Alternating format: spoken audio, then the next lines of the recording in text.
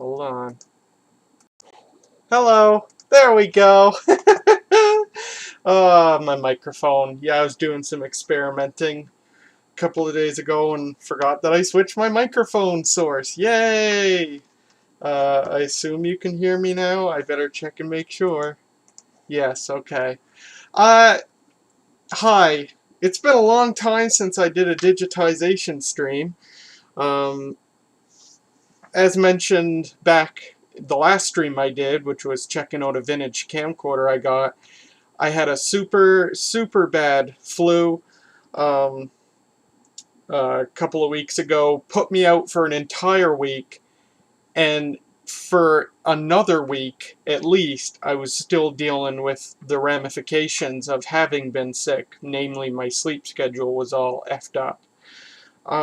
I'm coming around. I slept really good last night. I slept really good the past couple of nights, actually.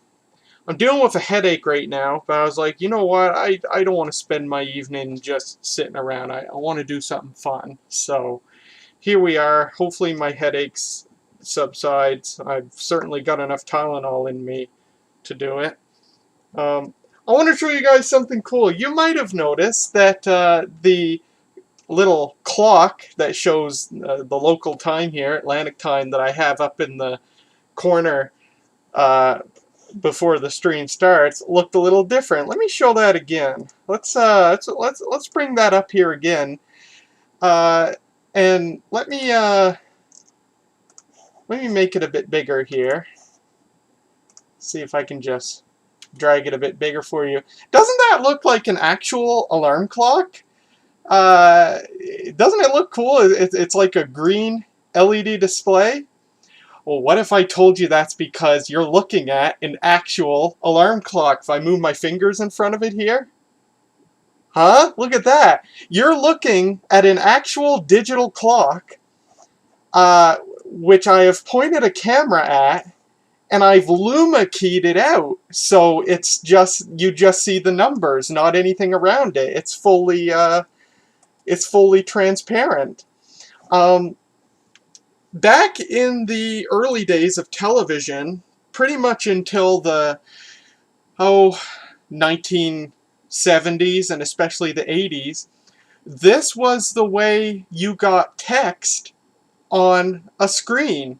Was you would point the camera at an actual physical board with letters, pasted onto it or whatever.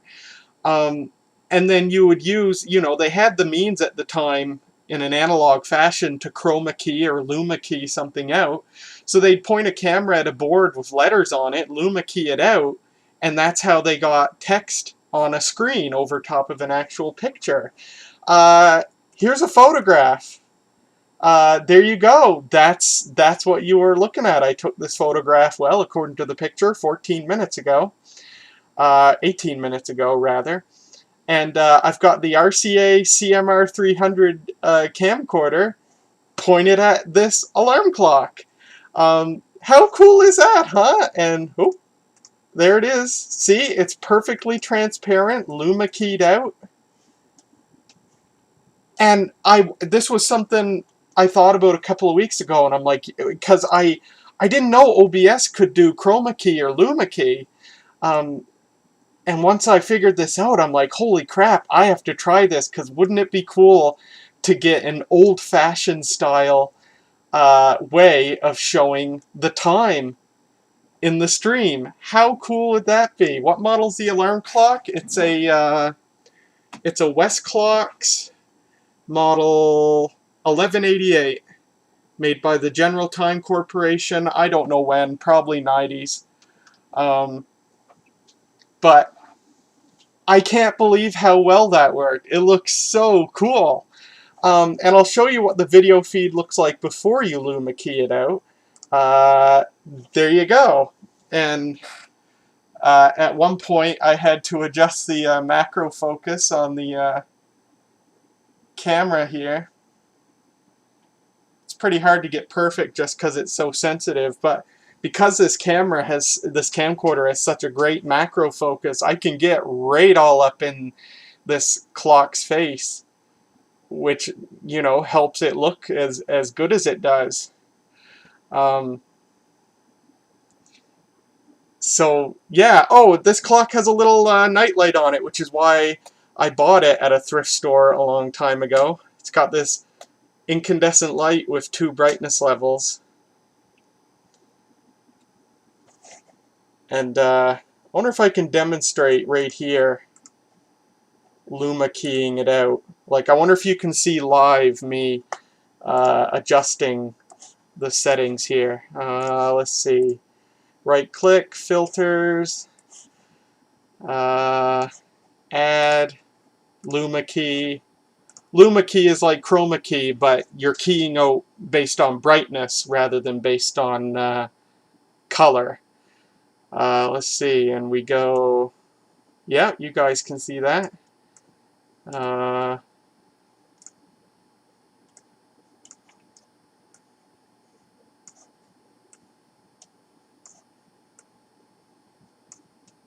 I forget what I had now, but it was something like that, and then I just crop it out,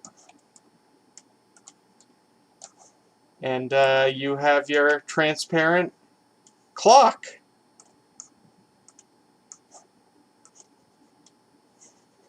I love it. It's so cool. Oh man. Oh, now I gotta fix my DV capture because I screwed it all up. Actually, I'll show you a little example of what I'm talking about here when I talk about how, you know, how this was actually done in television back in the old days. Let me just fix up my DV capture here.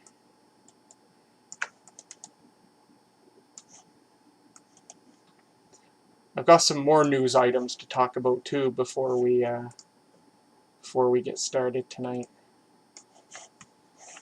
There, something like that. So yeah, that's how. You know what? That's a great idea, Alistair. If I could have a camera pointed at the VCR showing the time code or the tape counter, wouldn't that be cool? Stick it right under me in the little sidebar here.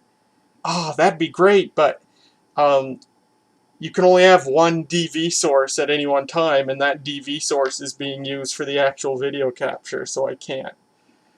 I could set up a USB camera, but dang it, it ain't the same. So yeah, that's how I got that to work, and it took a lot of effort to set up for what you get, but man, it looks cool. Oh, I was going to show you something. Oh, that's weird. My desktop capture is broken for some reason. Oh,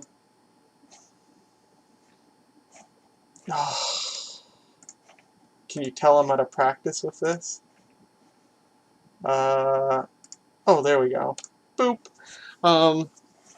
So the first time I can remember seeing this, when I was a kid, my dad had ESPN Classic, I think the channel was called, because he had satellite TV. He had ESPN Classic. I don't know if that's still the name of the channel or if the channel even exists. But when I was a kid, I was staying with my dad, and I was scrolling through television and went to ESPN Classic, and it was showing this basketball game from like the early 70s, I think. And it was my first time seeing something like this. And it was so cool. ESPN Classic showed like historical sports games. Yeah, it was Star Choice. And this was the game. It was the New York Knicks against the Los Angeles Lakers, and it was historical because Wilt Chamberlain, who was one of the players, played with a broken hand. He played an NBA game while his hand was broken. So let me, oh, there's some dank pods. Let me see if I can find that. Oh yeah, there's another piece of news. Frig, actually, let me just go back to me for a second. And,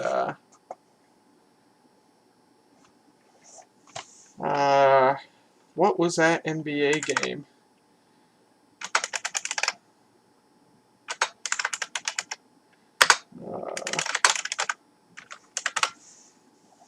It was 72. NBA Finals, Lakers versus Knicks. Or was it 70? What the heck was it?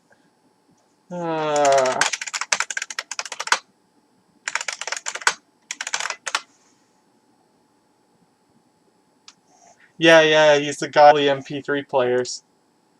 Oh, we seem to have a bitrate issue. If this for people, we are having a bitrate issue. I'm going to have to lower my bitrate. This happened a couple of times during the pre-stream.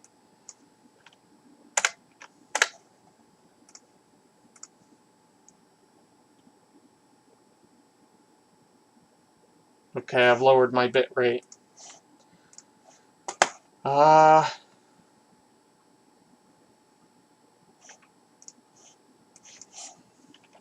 So it was the 1972 NBA Finals. Knicks, Lakers. Anyway, the reason I want to show you this is, and hopefully showing this doesn't kill the stream for copyright, but I just want to show you what the on-screen graphics looked like when they showed the score. So let me do this and unmute this and make sure I'm not monitoring that. No.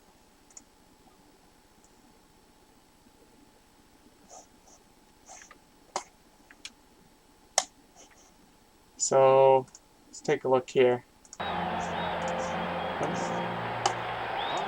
So there's at forward number 52. There. So this was called, oh, Patrick told me what it was called, a spaghetti board. So this on-screen graphics you see here was made using what was called a spaghetti board. It was basically a Velcro board on a wall with the board was black and you would stick white Velcro letters onto it, and you pointed a camera at it and Luma keyed it out, and that's how you got on-screen graphics before computerized character generators. I'd say if they can get a lot of scoring out of Bill Bradley, they have a chance. But I expect... So let me see the score here. There's another one. Bradley makes the first one. And so during this game, which was broadcast on live television, there was some guy just frantically assembling boards for each thing that had to be displayed.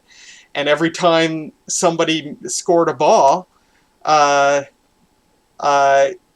guy would have to haul off the numbers and put on a new number, and then they would put the score up on the screen. And the ABC logo was there, and there's another one. Let's see if I can. There we go. West, stopped by Lucas, picked up by Memminger. Lakers have gone cold. Memminger over Goodrich. Good. The New York Knicks have the lead for the first time, 22-20. So there's the score. If Memminger is going to score, that's going to really create a problem. And it was just a camera have the lead for the first time, pointed at one of these Velcro boards. And it was really, really cool. When I learned about this, because I didn't know this, I figured they must have had some sort of, like, technology to do this. But no, it was as simple as a camera pointed at a board. How neat. Really cool.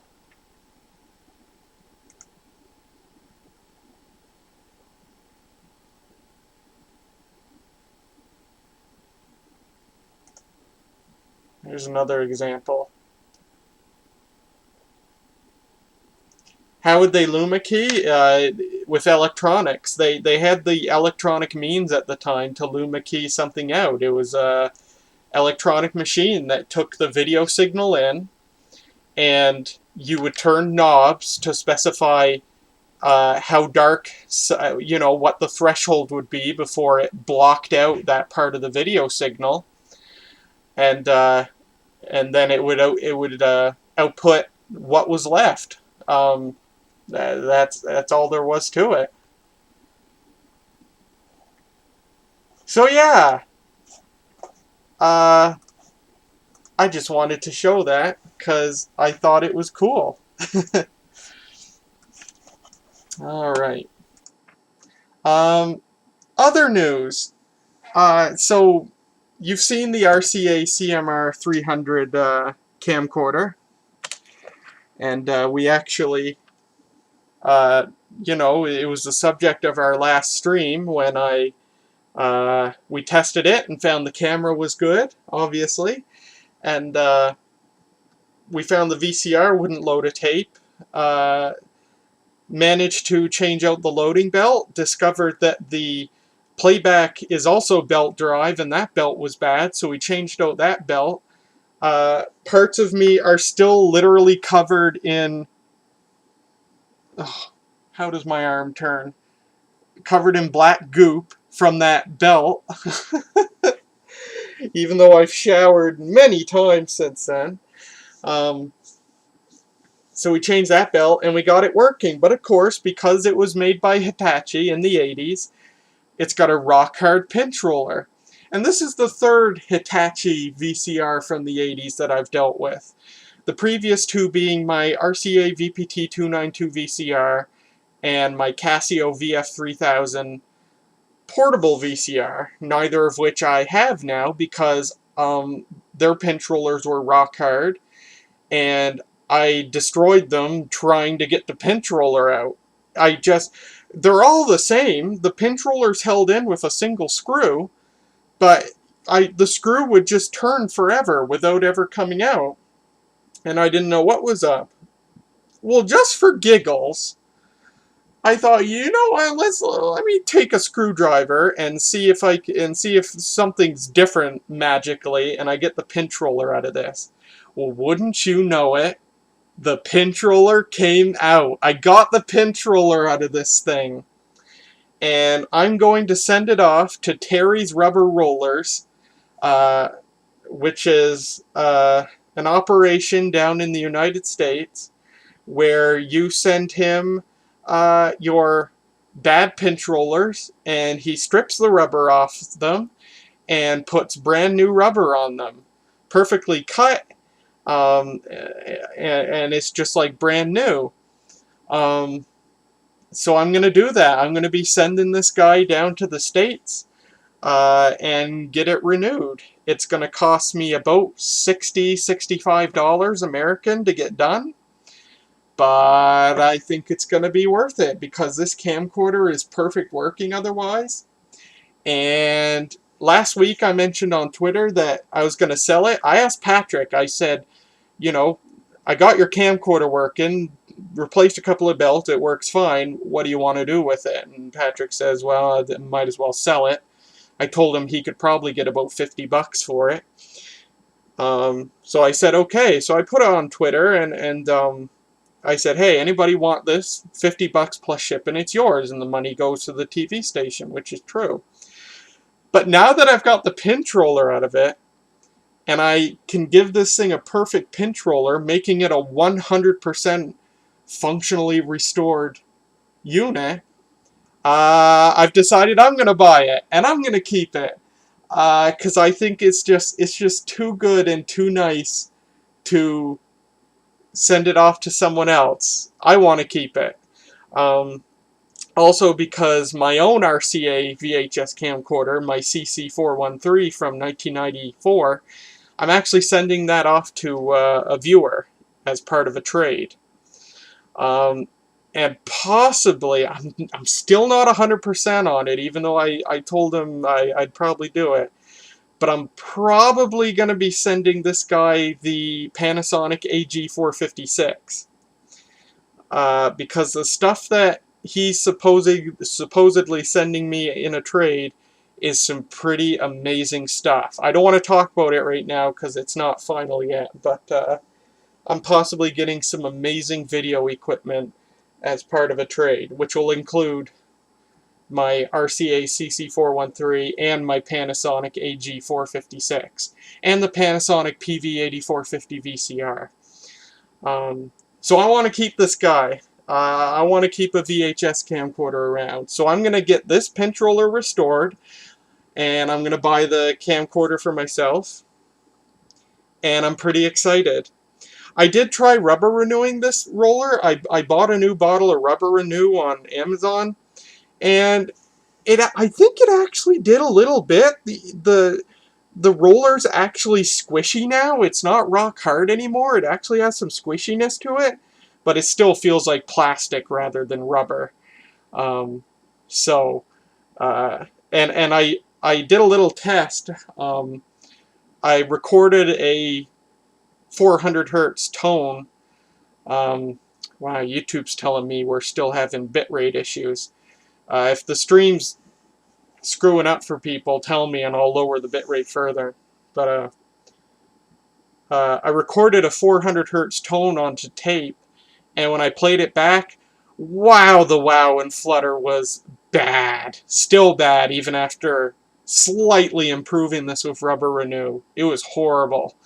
So I'm definitely getting this sent off. And it's going to cost a bit of money, but I think it's going to be worth it for an otherwise perfect working camcorder. I suspect it has some stale capacitors because when you first turn it on, yeah, people are saying we're having issues. So I'm going to lower the bitrate a bit further. We'll go to 2.5 megabits per second here. So sorry about that. There is going to be some quality loss, but there's not too much I can do about it. I suspect there's some slightly stale capacitors in it, because when you first turn just a few minutes after you turn it on,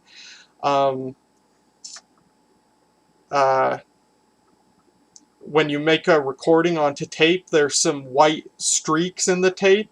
Kind of looks like a bunch of shooting stars in the video signal. But after a few minutes, it clears up. So I've seen that before. It's stale capacitors. I'm not too worried about it for now. But in the event it gets bad, like it doesn't clear up after a few minutes, as we saw when I took the thing apart, all the capacitors are through-hole. I can replace them with the equipment I have here. I can't do surface mount stuff, but I can do through-hole stuff. And so that's what I'll do. If I ever have to. Otherwise, I'm not going to worry about it. The head drum servo seems to be perfect, which is great, because that's an issue plaguing my one of my Zenith VM6200 VHS-C camcorders, is that the capacitors in the head drum servo have gone stale, and for the first 20 or 30 minutes after you turn it on, the head drum won't keep a steady speed, and so the video signal recorded onto the tape has really poor sync when you play it back. So that's sort of a bigger problem, but the head drum servo in this camcorder seems to be perfect. It just, the video signal itself has a little bit of an issue, but only for a couple of minutes. So I'm not too worried about it. So yeah, gonna be throwing this guy in an envelope, sending it down to the United States. I'll get it back in a few weeks, and we'll have a good pinch roller to put in our vintage camcorder, which I'm very excited about. Okay, let's digitize some videotape. So the first thing I've got to do is change out my DV cable.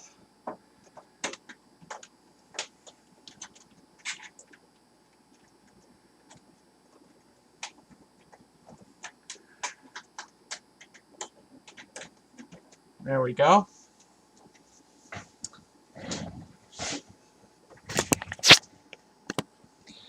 And turn on my PVM here, my VCR. So I'm going to start tonight with 2 small Betacam tapes. And then if I still feel good, we might do a large Betacam tape in addition. I'm going to get this camcorder out of my way here. Here's a camcorder. Alright.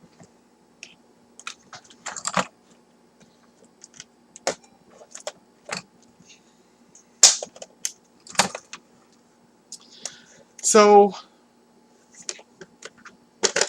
the first tape I'm going to show you, it's actually the majority of this first tape was scuba diving stuff.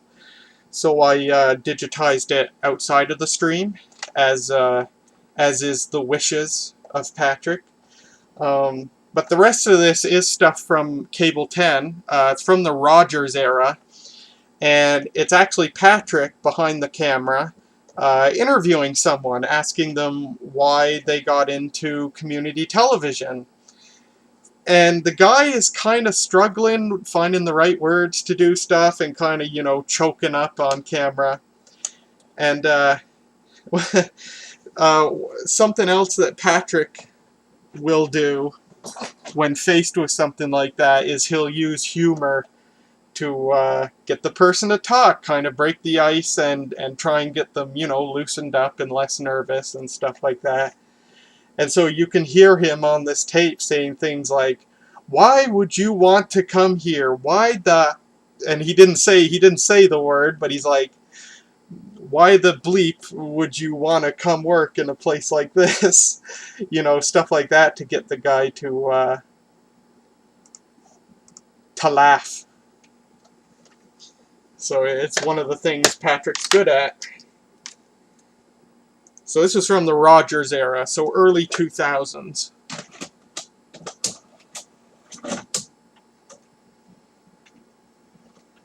Okay. And make sure that you guys will be able to hear this. I think you will.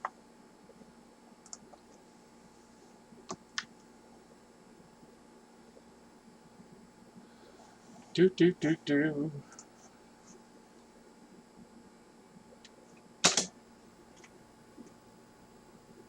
Okay. I got involved in local Oh, TV sorry. because I thought it could be something I might want to do in my career. Why is he going back up? I don't know. You're angry. Your dad's mad at you, or your mother's mad at you because you're hanging out with Channel 10 too much. And why are you wasting your time over here? Why?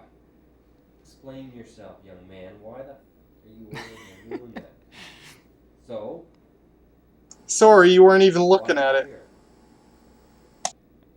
I got involved with local TV because it's something I might want to do as a career. Yeah. And Rogers Television has given me the tools and the experience that no other place could give me. Okay. I couldn't find it anywhere else, eh? Yeah. Okay. Tell me that again and mean it this time. Why the hell are you volunteering here? You're wasting your time. Damn it. Can't send this tape to his Okay. Okay? Okay, why? Do it. Because I got involved local TV No. because I got involved. What? I got involved with local TV Yeah. because it might be a career that I might want to choose, and Rogers Television has given me the tools and the experience that no other place would be able to give me. Alright. That's better. Okay, let's try again. I got involved. I have this huge headache after. I'll place that chip on your shoulder yet. What's the scoop here?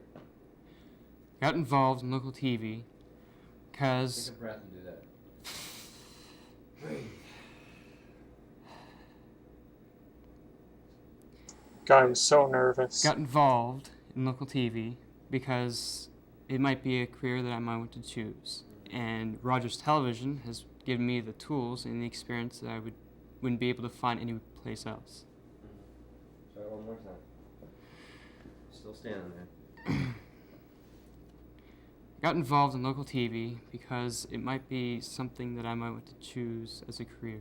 Yeah, okay.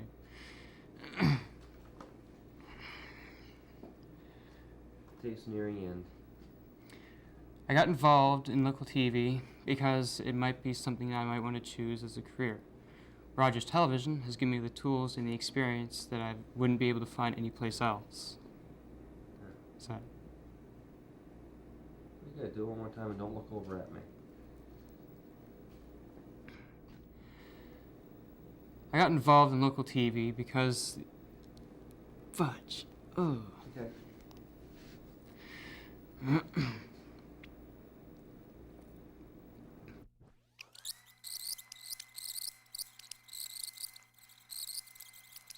And that was it.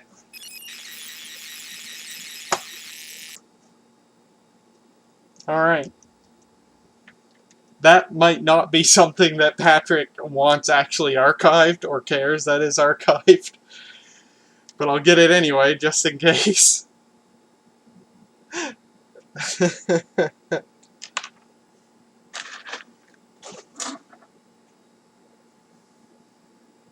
This tape was actually broken. This was the first broken Betacam tape that I dealt with, that I had to fix.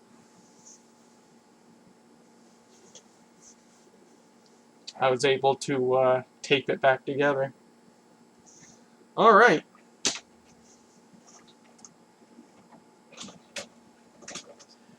So that's the end of that tape. Put a pin in that one. And then, actually, let me switch back. Boy, I'm out of practice with these. I have no idea what I'm doing. I had you staring at my stupid face for like a full minute while you were just listening to the tape. So, this tape, the labeling is odd.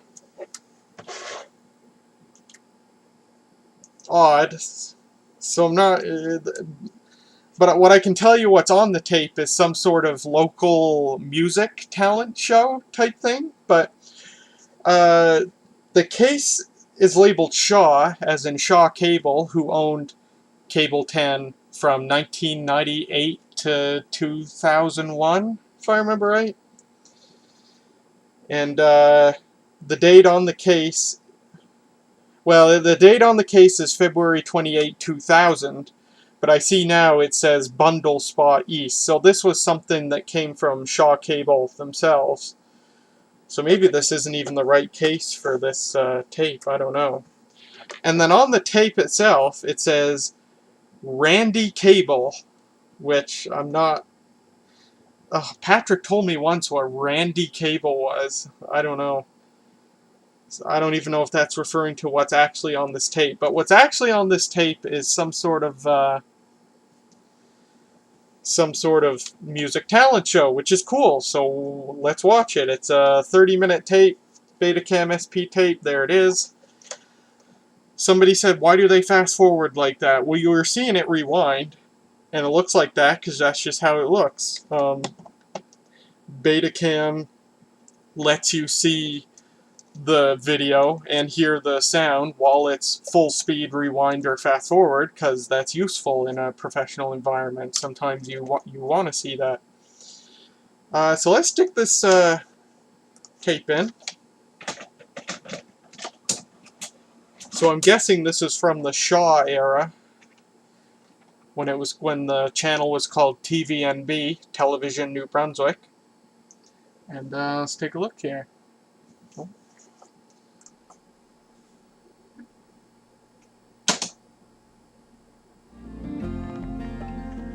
This is the Songwriter Circle on Rogers Television. I'm Blair Patton. Tonight, oh, it's Rogers. The music of Randy Cable and Matt Anderson. Oh, it's a singer! Randy Cable.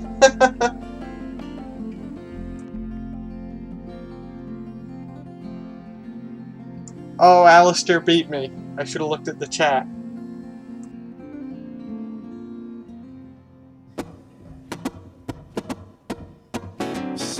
2 for 100 pounds, man, that's full of love.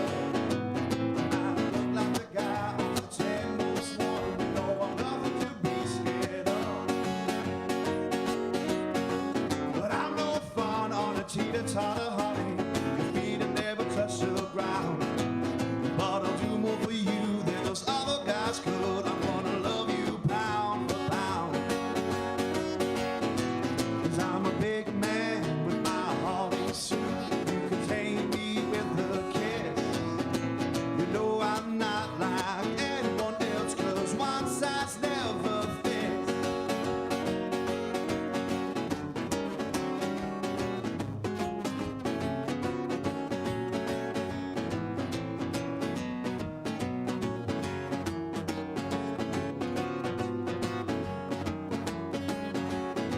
Yes, I'm a big man with my Harley suit.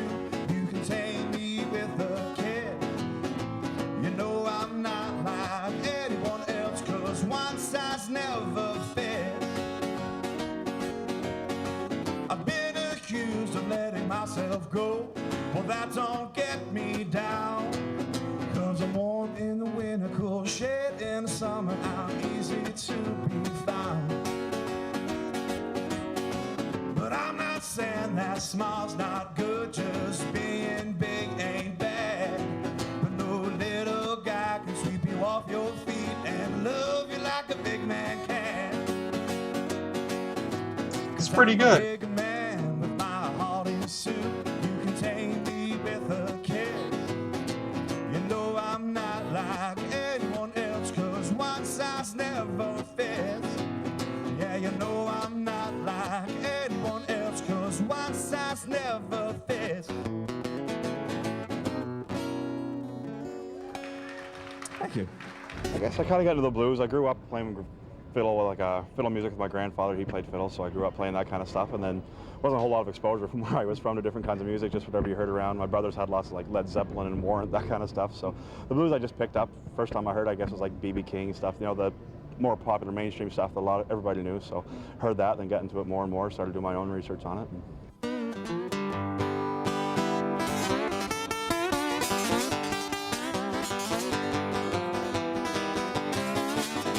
Where have you been going when you stay out all night long?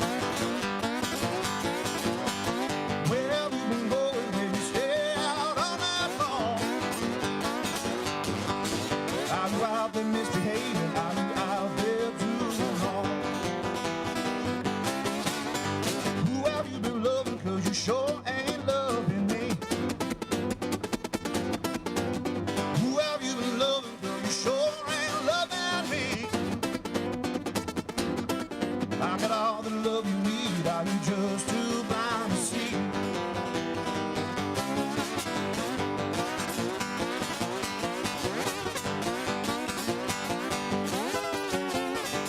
I've never heard an acoustic guitar make these noises. It's so cool.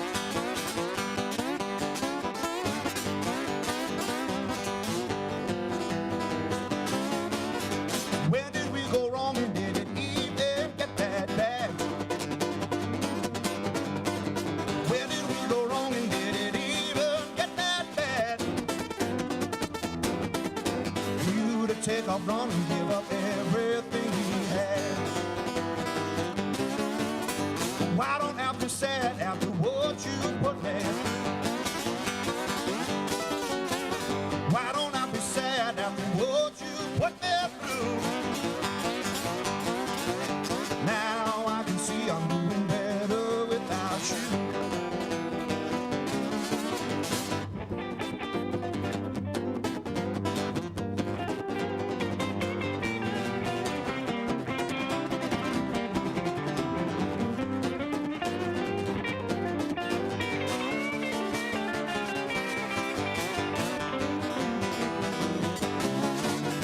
What you gonna do now that I left you alone? What you gonna do now that I left you alone? Well, don't bother to come knocking, I'll already be long gone.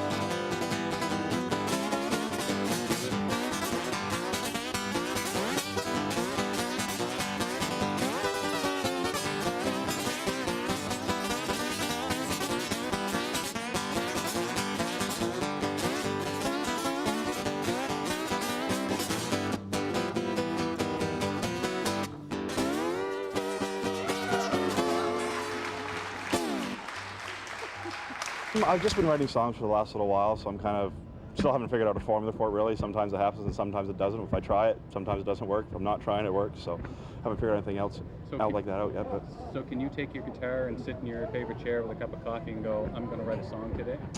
I can sit down and start the ideas of working on a song, whether I actually get one or not. Sometimes that works and sometimes it doesn't. So.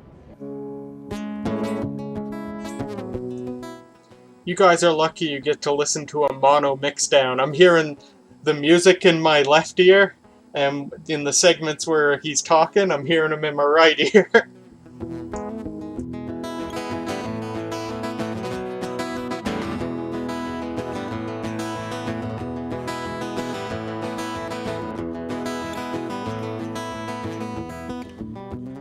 Watched you in the room tonight,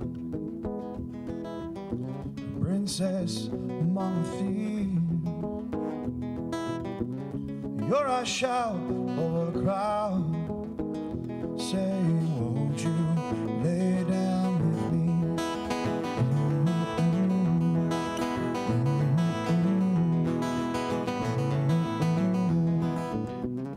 My mind races with desire. My eyes don't believe what they see. I sing a song only you can hear, singing, won't you lay down with me?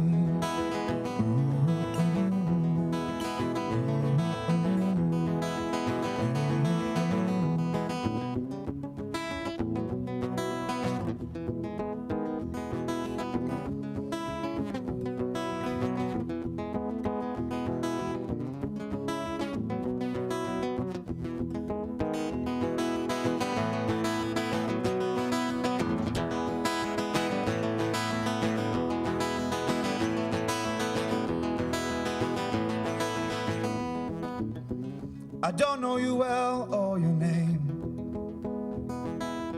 but I've seen your face in my dream, holding my breath for a whisper, whisper, won't you lay down with me?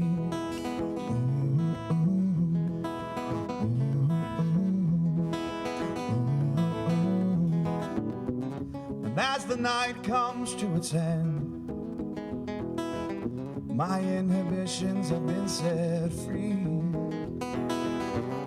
Reach for you and take your hand, saying, won't you lay down with me?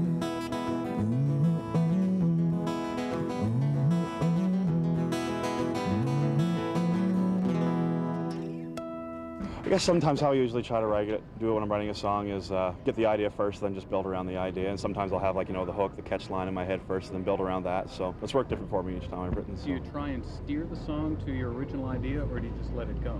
I try to keep it in mind what my original point was when I was writing, and then sometimes just go someplace else. So if it's going someplace else, no point in fighting it. So.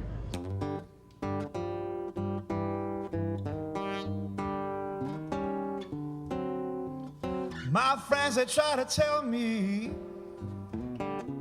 she ain't ever gonna be true.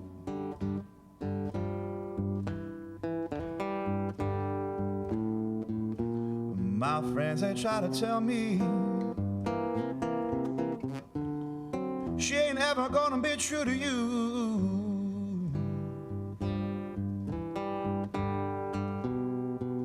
Well, I ain't nobody's fool, but I'll play the fool for you.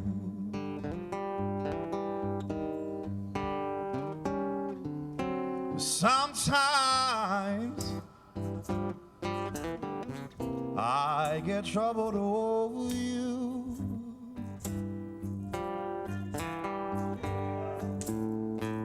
But sometimes I get troubled over you.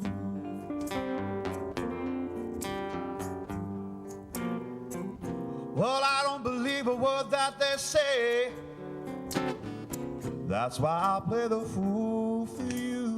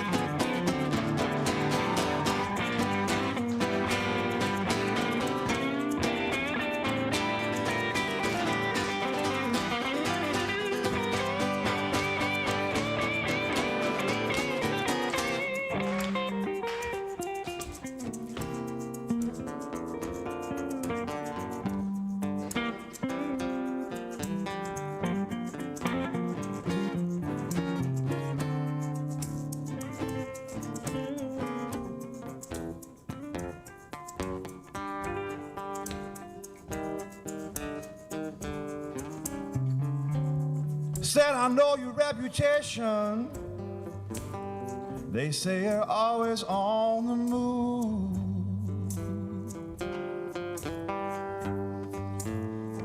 Yes, I know your reputation. They say you're always on the move. But I won't give into that conversation. That's why I'll play the fool for you.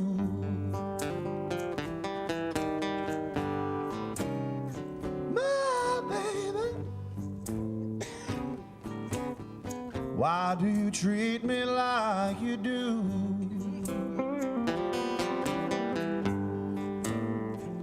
My baby, why do you treat me like you do?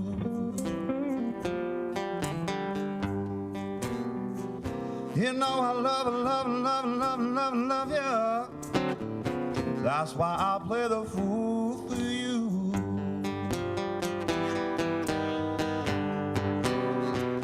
You know I love and love and love and love and love and love you. That's why I play the fool for you.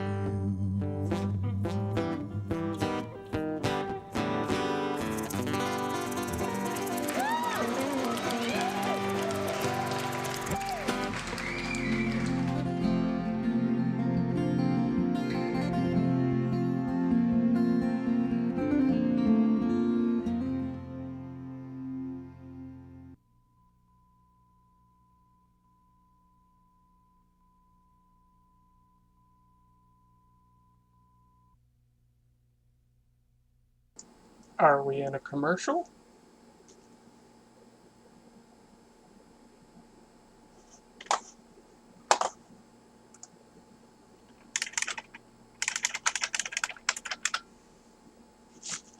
Is that it?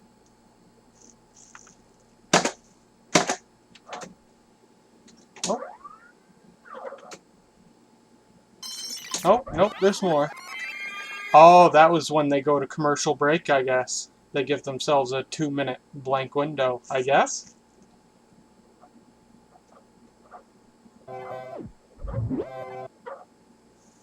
Keep going.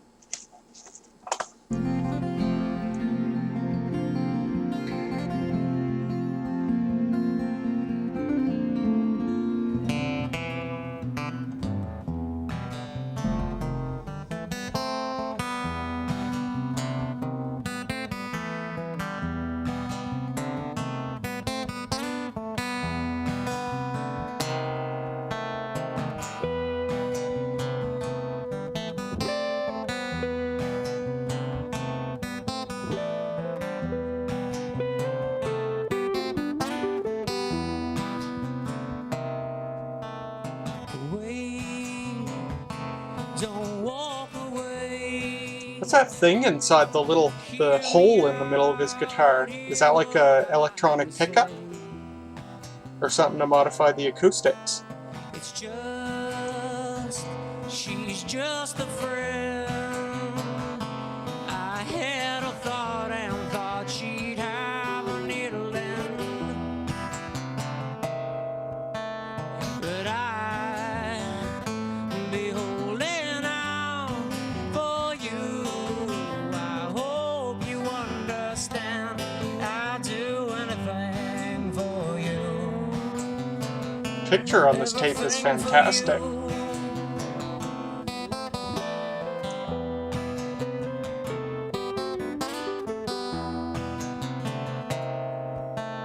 Mistakes, we make mistakes. This was taped in Moncton? How do you know? I'm curious. I figured it would have been in the Cable 10 studio in Fredericton.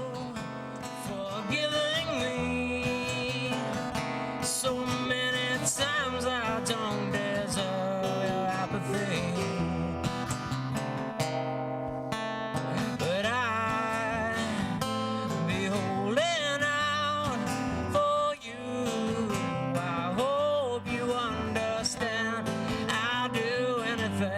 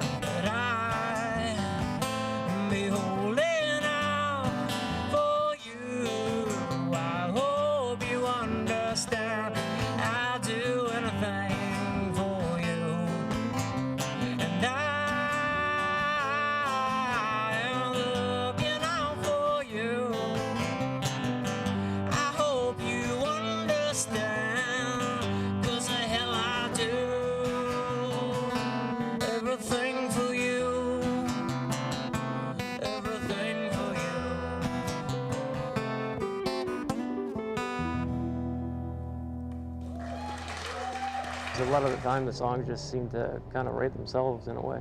The chords will just naturally, and just knowing chords and knowing music, well, it'll just happen on its own a lot of the times. And some people say that the songs that they write the fastest are the ones they like the best. Is that true with you? Sometimes, yeah. I got a few that I wrote in a couple minutes that I enjoy.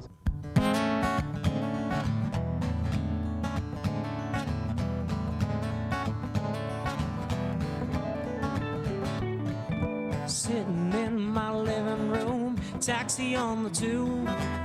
Wonder what it is today that we could do. Nothing quite beats sitting here, hanging out with you. Look into our future, what a beautiful view. Hey now, what you get is what you see. Everything I do for you ain't anything you wouldn't do for me. Living large and living free. Hey, yeah, the way it ought to be. The way it ought to be. Oh, yeah. Skipping stones and writing poems on the riverbanks. You were singing tones of home, I never even knew you sang. Knick-knack, paddywhack, tripping on hippie crack underneath a willow tree. Living in a backpack, reading Jack Kerouac, the way it ought to be. Hey now, what you get is what you see. Everything I do for you ain't anything you wouldn't do for me. Living large and living free. Yeah, the way it ought to be. The way it ought to be. Oh yeah. Break it down for me, Ross.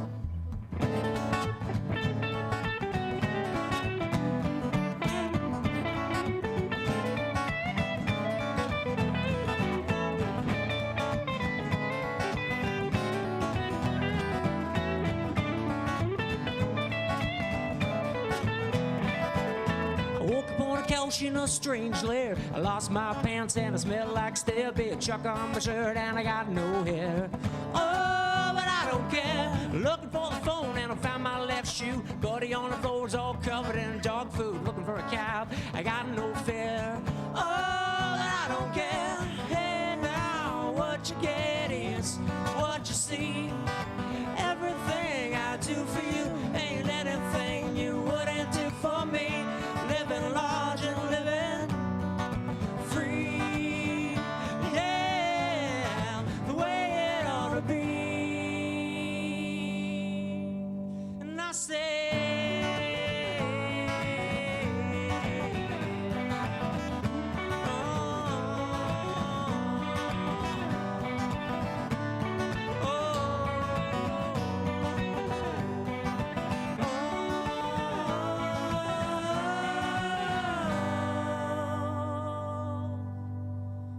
the way it ought to be.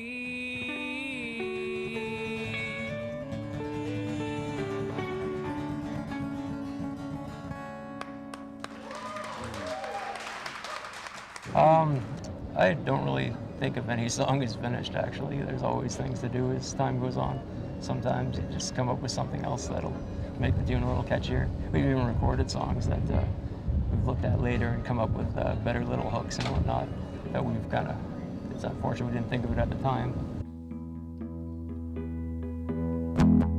In the wrecking yard that has become the inside of your head.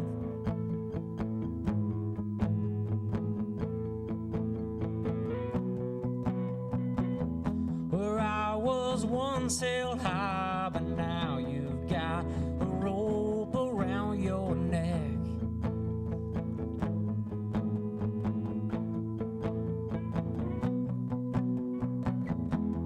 Look into the face of someone that you no longer know. Oh no.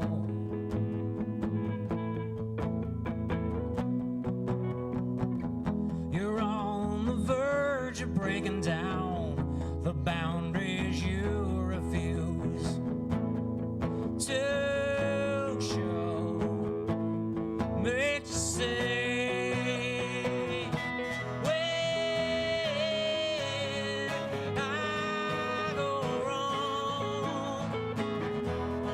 Was there something I could have said? Let me know, all I don't let me go. Just don't leave me here for dead. You say you're feeling tired and that you haven't slept in years and years.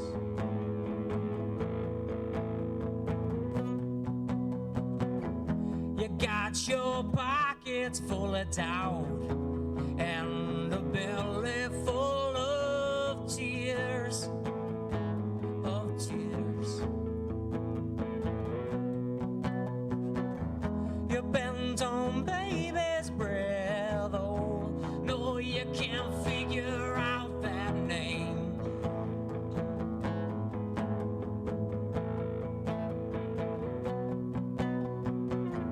It's little things like this tie you up, drag you far away.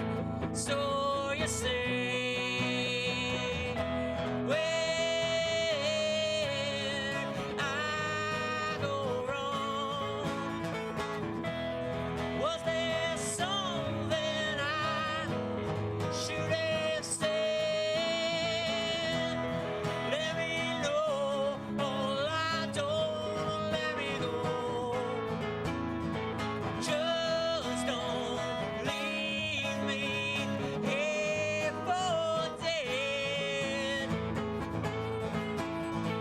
Here for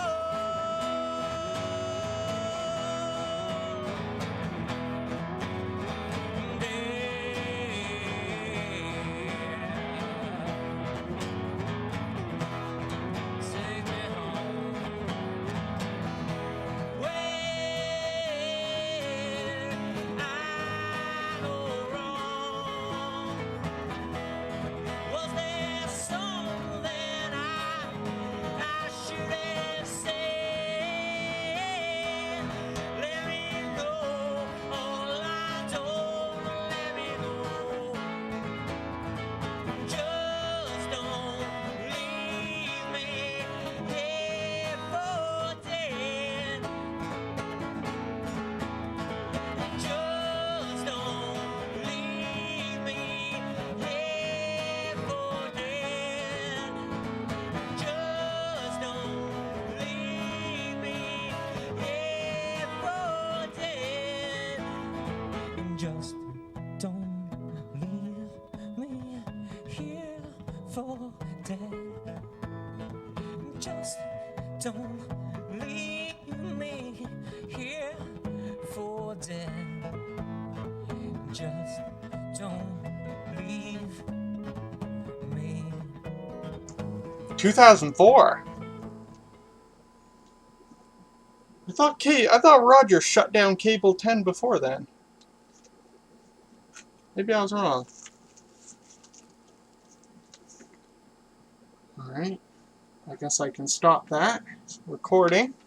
What else we got here? We got color bars.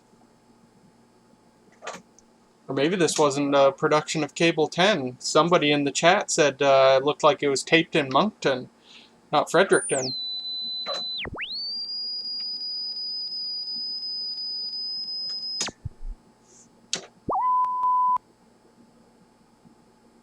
Oh, what's this?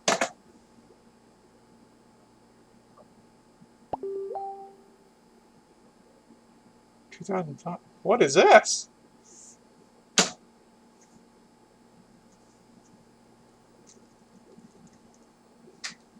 Can't read it. Yeah, that's some good music. I enjoyed that. we're pretty much at the end of this tape. I don't know what that, I guess I'll get a few seconds of that, because I don't know what it is.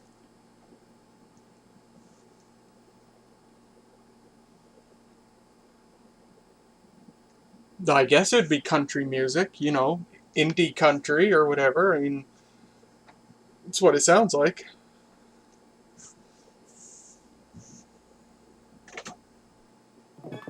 Whoa, what's this?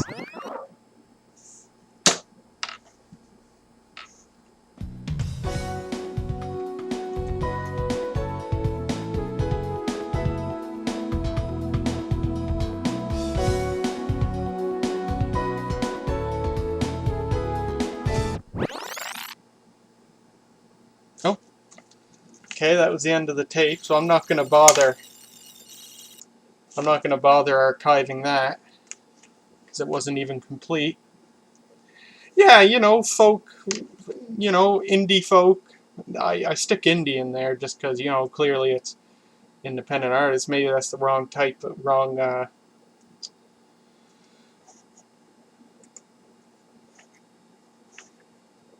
maybe that's the wrong term, but.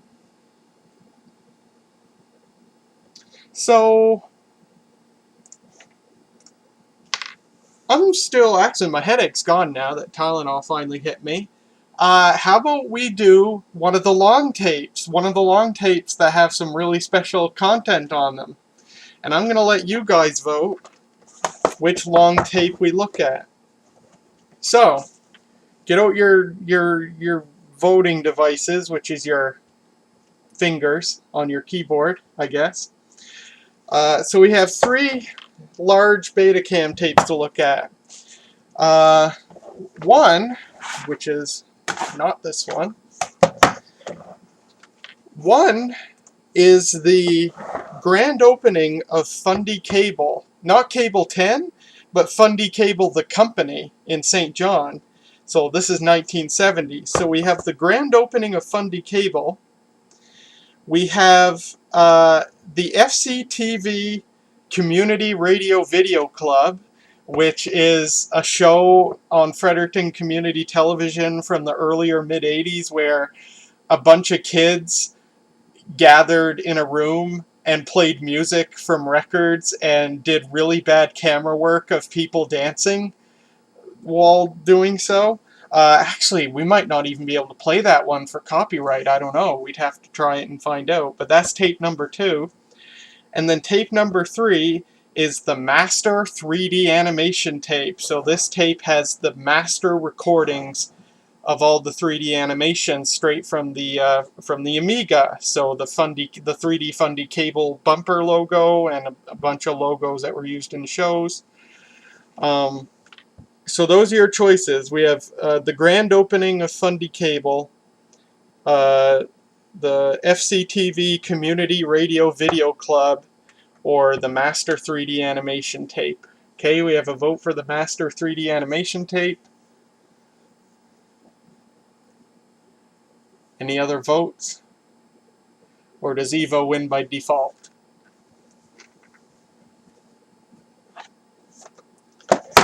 Okay, 2 votes, or 2 votes for the 3D animation tape. Alistair wants to see the Fundy Cable grand opening.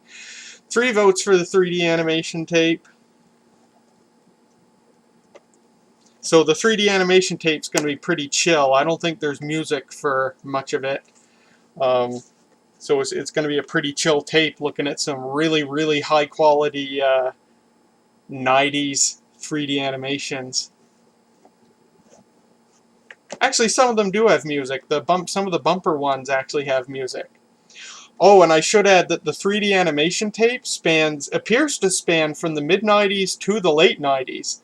So not only do you see like Fundy Cable Community Television stuff, you also see stuff from the late 90s near the end of Fundy Cable when the channel was actually just called Fundy Community Television. Something I learned just recently was for the last couple of years, 1997, 98, they actually dropped the cable in Fundy Cable, so it was just called Fundy Community Television. So We have 1, 2, 3, 4, 5 votes for the 3D animation tape. 2 votes for the Fundy Cable grand opening. So let's take a look at the 3D animation tape. So let me get this tape out of here.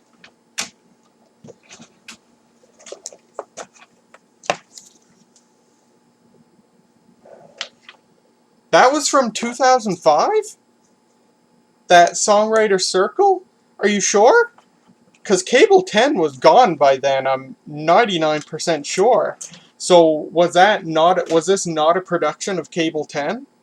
I know it was Rogers Television, but was it a different Rogers Television station? Was there one in Moncton? I'm not, I know there was ones in Fredericton and St. John. I don't remember if there was one in Moncton. But that's neat if it was that late in the game. Alright, so here's the tape, 60-minute tape, Sony Broadcast Master tape. 3D Master 3D animations, and it's got stickers on it that say Original and Master. That's true, Alistair's right. It did say 2005, so... Yeah, CHCO TV got their broadcast license in 2006 as CHCT TV. Here's the tape itself. And let's look at some 3D animations.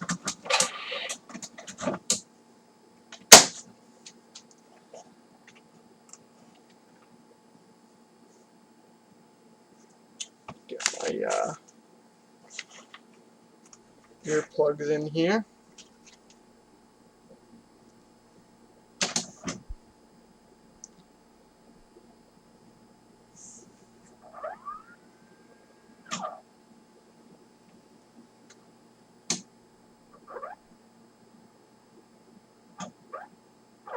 Okay.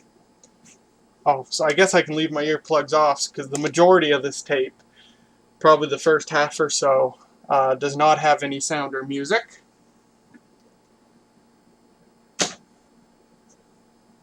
Alright. I'll turn the PVM speaker up, just so if there is sound, I'll know it. And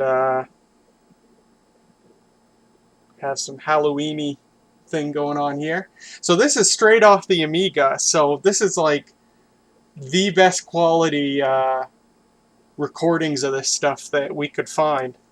So this was the tape where when they were making a program, and that program had some sort of animation that took place in every episode, like in the intro or whatever, they would grab that intro off this tape and dub it over onto the program tape. So what you saw on television was always a second generation dub, but this is first generation. This is the original. Of course, you guys aren't going to be able to see the full quality of it because you're looking at a DV transfer with a preview that's, by the looks of what Sony Vegas Video Capture does, it only seems to show half the scan lines in the preview. So you're looking at like a half resolution, maybe half resolution preview from DV that's then being transmitted over a 2.5 megabit per second stream to YouTube. So you guys can't get the full appreciation of this, but the quality is just amazing. I'm looking at an S-Video display on the PVM here, and it looks just amazing. But yeah, I can see from the stream preview that you guys are getting a really good look at it. Somebody said, literally better than television quality. That's true, because the literal is correct, because broadcast television was only 330 lines of resolution, But this Betacam tape is, God, I forget I forget what the resolution of Betacam SP is, but it's more than 330 lines. I think it's like 450 lines or something. Now I gotta look it up. I thought I knew this stuff off the top of my head, but I guess not. Betacam SP, 340 lines. So 10 lines better than broadcast television, and then 100 lines of chroma resolution, which is the real big ticket.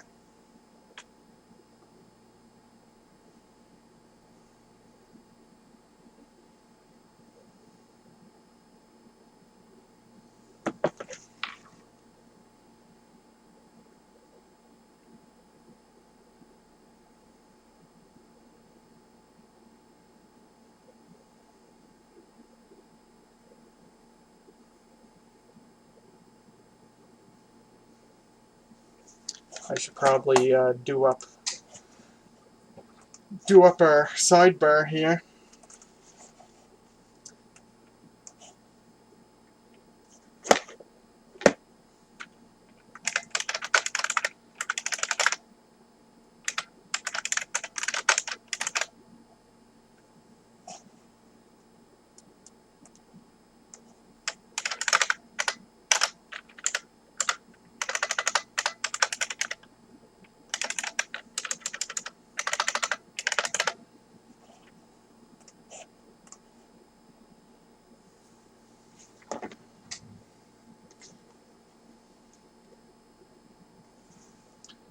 And, oh, okay.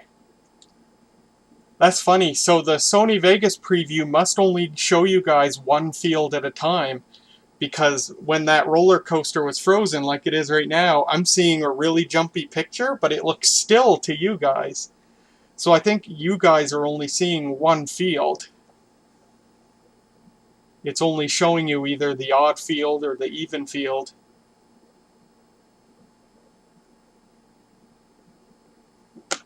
You can see the scan lines there on this still image.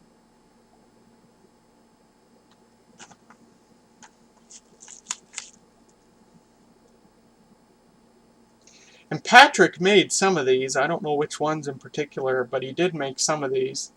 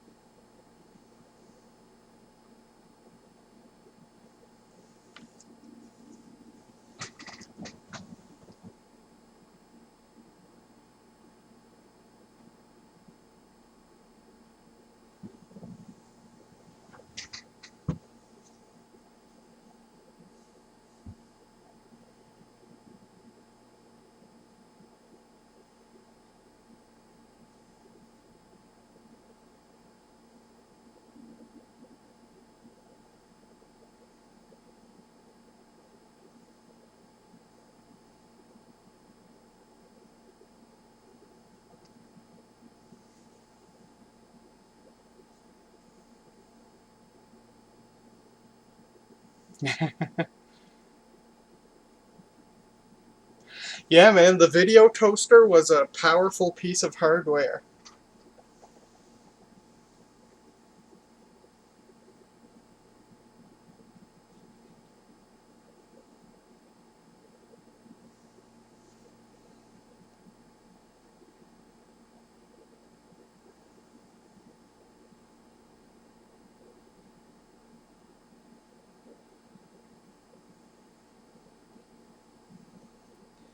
Yeah, all the streams I do are archived.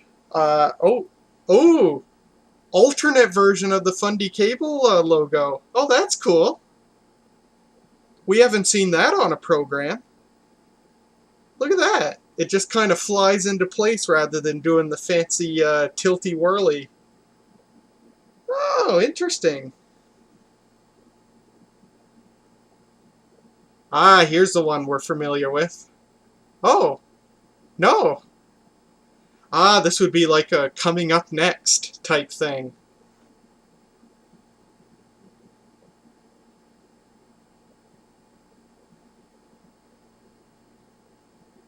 Cool. Yeah, this exactly. This would be 1995-96. Are you a Fundy Cable veteran? Raffi movie collector 2001? Ah, here's the one we're familiar with. I love this. I love this bumper. Look at that. The master. We're looking at the master copy of this bumper.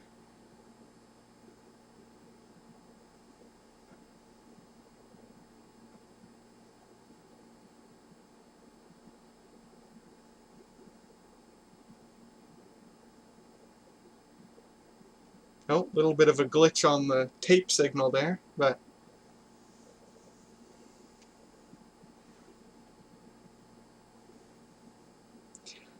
sorry, I didn't finish answering someone's question. Will the stream be archived? Yes.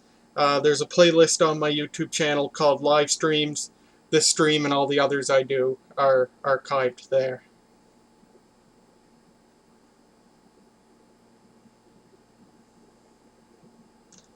I don't know what this is supposed to be. A trip down somebody's large intestine? Yeah, or the opening to Doctor Who. Maybe that's what it was supposed to be based on.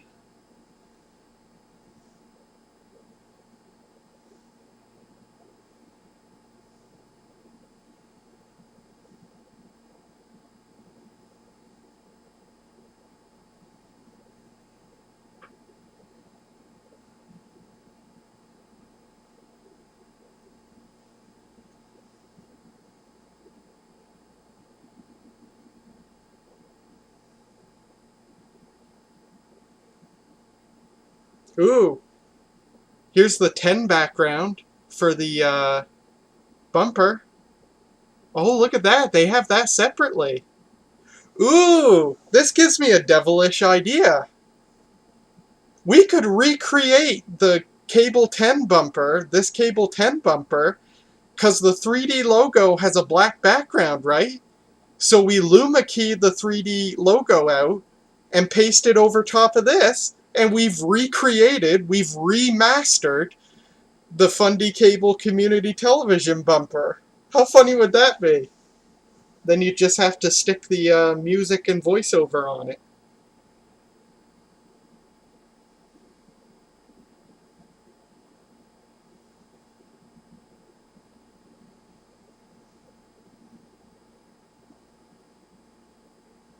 This was made on an Amiga with a video toaster. That's what these were made on. Or at least some of them were made on it. Maybe all of them, I would assume all of them.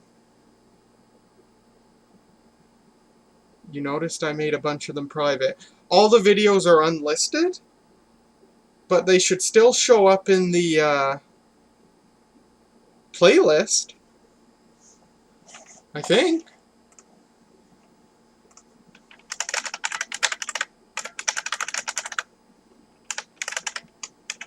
Let me see, I'll just open up an incognito window and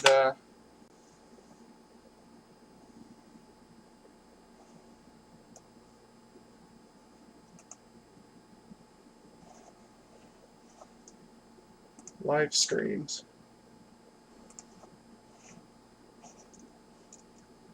Oh yeah, a lot of them are private. Oh, Government of New Brunswick logo. Oh, you know why? I know why those are private. Those are ones that my ex and I did together.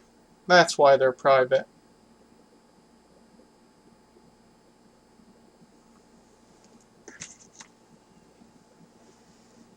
Oh, Eva beat me. That's funny. I came up with that on my own, but Eva actually beat me to it. Yes. Eva is 100% correct.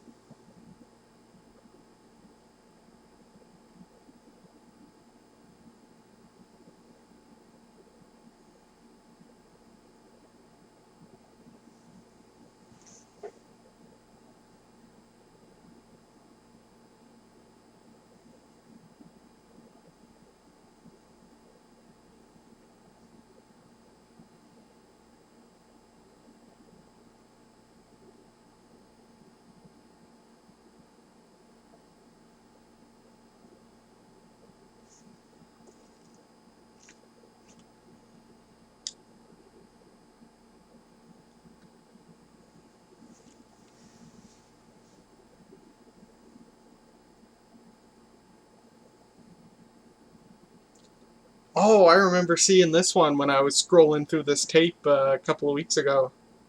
This is cool.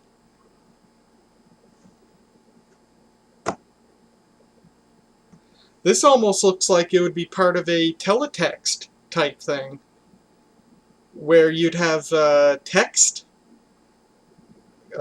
electronically placed over top of that blue section.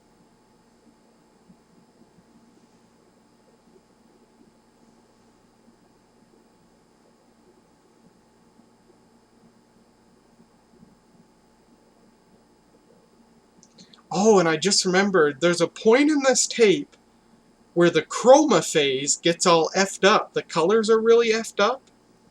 And it really troubled me because I thought it was the VCR doing it. Because remember, way back when we were digitizing the CHSJ television tape, there was a point at which the colors were messed up, and it was the VCR, and all I did was rewind and try again, and then the colors were fine. So I thought the VCR was acting up again, but no. In this case, which we'll see in 15 or 20 or 30 minutes, they just accidentally screwed up the colors. Like the chroma phase is all screwed up. And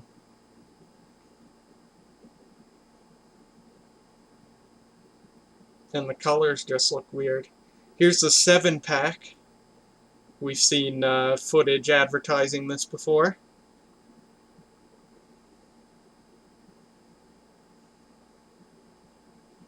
Seven premium cable channels for $12.99.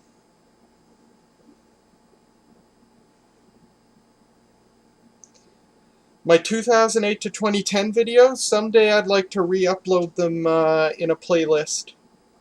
Just make them unlisted so they don't show up in my main videos. And just put them in a playlist for everybody to see. The only reason I haven't done it is just because it's laborious. It's a laborious task.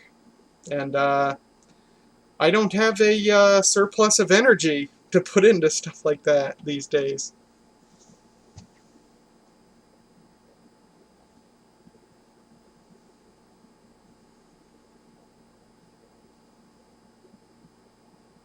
Yeah, let's drink the Fox Network. That's the that can's filled of Kool-Aid.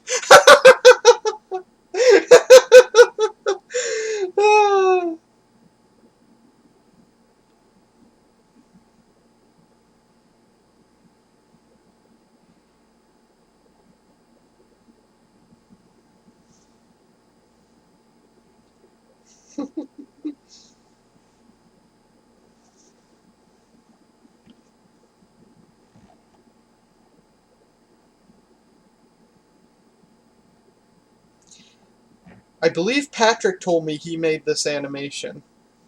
I believe this was Patrick's work.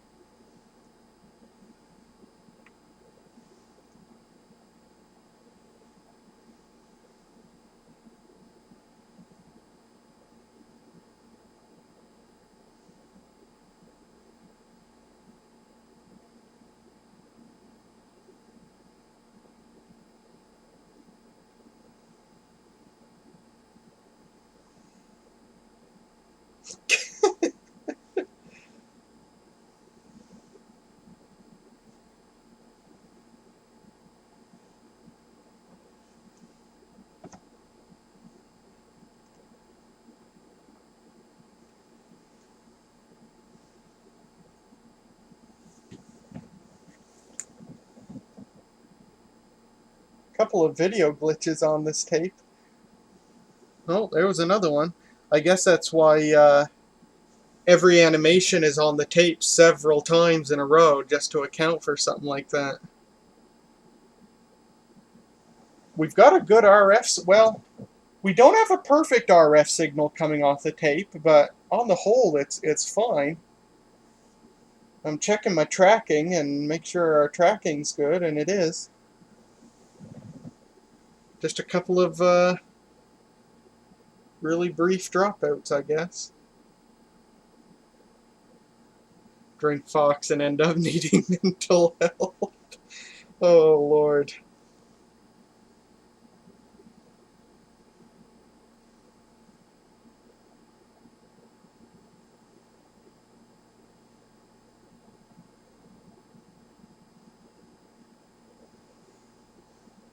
This generation, which we'll see someday, I know there's some program tapes of this show.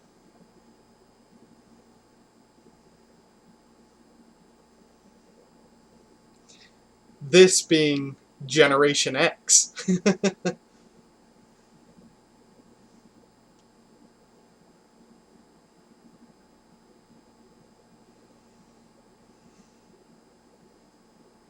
No, no, I forget that the millennials started in like 1980, so it could have pertained to early millennials, entering their teenage years in the mid 90s.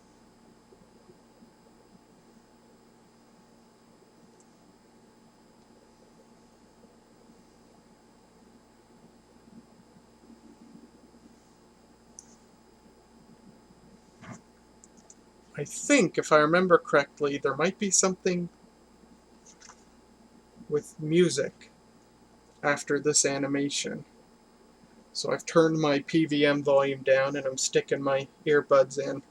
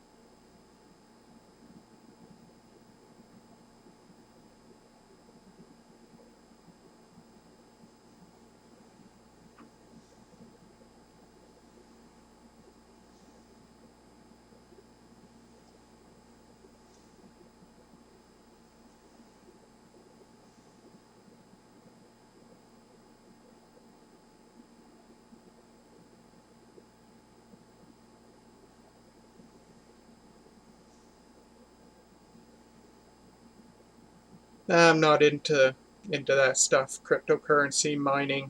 Nah.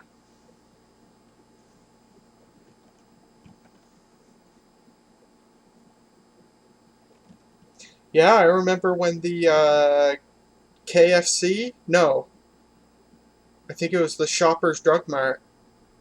Ah, yes, here's the bumper. No music though.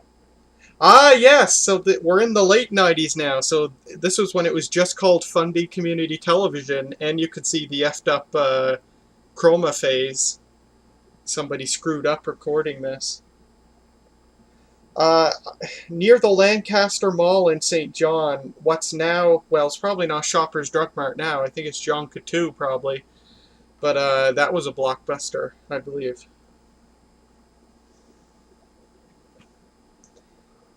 Fundy Community Television. So this is the end of the Fundy era before it became TVNB.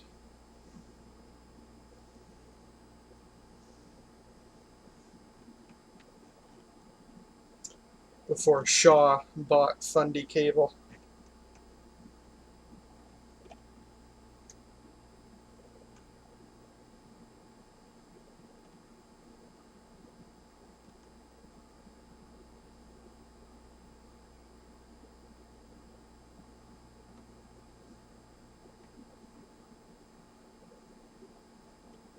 Oh yeah, and there's a French version.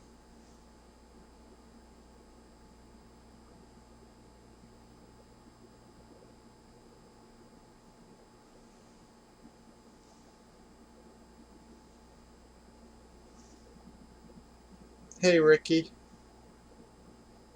we're looking at a master tape of 3D animations. We're now at the part where somebody screwed up and the chroma phase is all out of whack.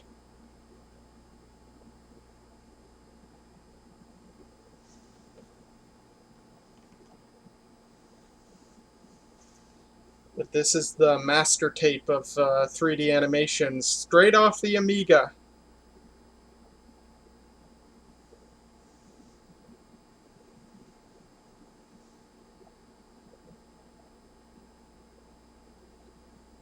And I can't compensate for this, by the way, because with a component signal output, there's no way of changing the chroma phase. If I did this transfer through S-Video, I could do some correction to it, but then it would be a lower quality transfer. So the easiest thing to do, if I even wanted to correct it, would be to do it in post-production, do it digitally. But now we're on to some new stuff. I thought there was going to be some sound, but I guess not.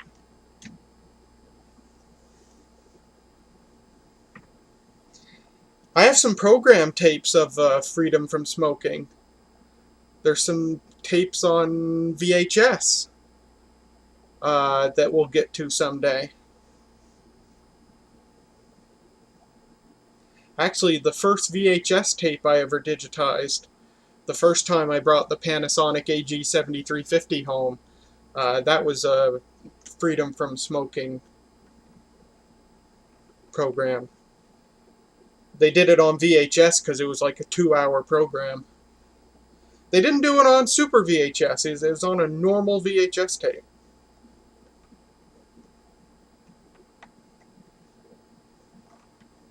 Oh, the chroma phase is still out of whack.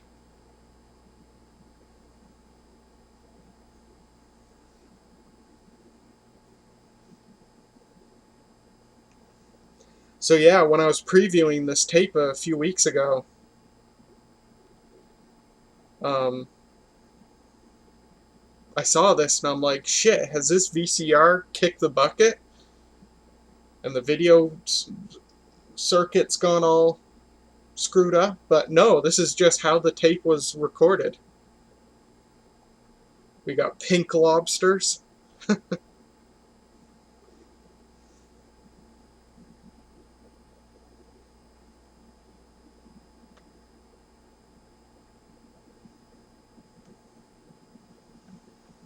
Oh yeah, chroma keying, luma keying. That was a really popular thing going back even before video production was digital. They were doing that stuff back in the 60s, 70s using analog equipment, analog chroma key and luma key equipment. If you were here in the early in the stream, actually if you were here, Ricky, in the beginning of the stream, I had a digital alarm clock in the pre-stream where I normally have that clock in the top left corner. I did something different. I set up a video camera and I pointed it at a real digital clock, and then I used OBS to luma key it out, and it looked perfect because that's how they did it back in the old days. If you needed to show text on a screen, they didn't have computerized or digital means of doing that yet. So what they would do is they had a thing called a spaghetti board, which was a black felt board with white letters that you would Velcro onto the board, and you would just stick letters to spell out everything you wanted to show on the screen, point a camera at it, and then use an analog luma keyer to luma key it out, and the keyed out signal would show up over top of the video. That's how they did it, and it's pretty cool. Alright, we got a black screen. What's going on here?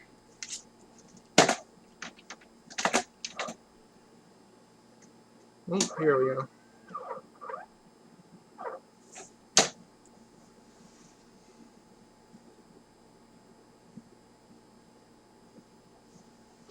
Oh yeah, 30 frames per second and 60 fields per second.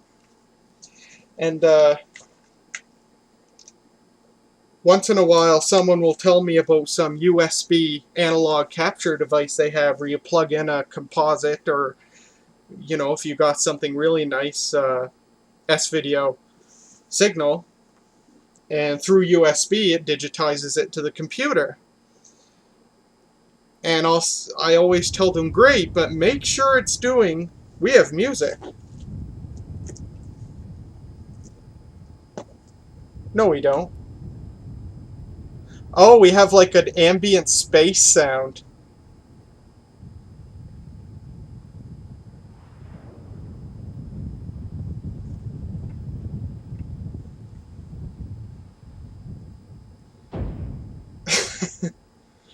Wow. How ominous.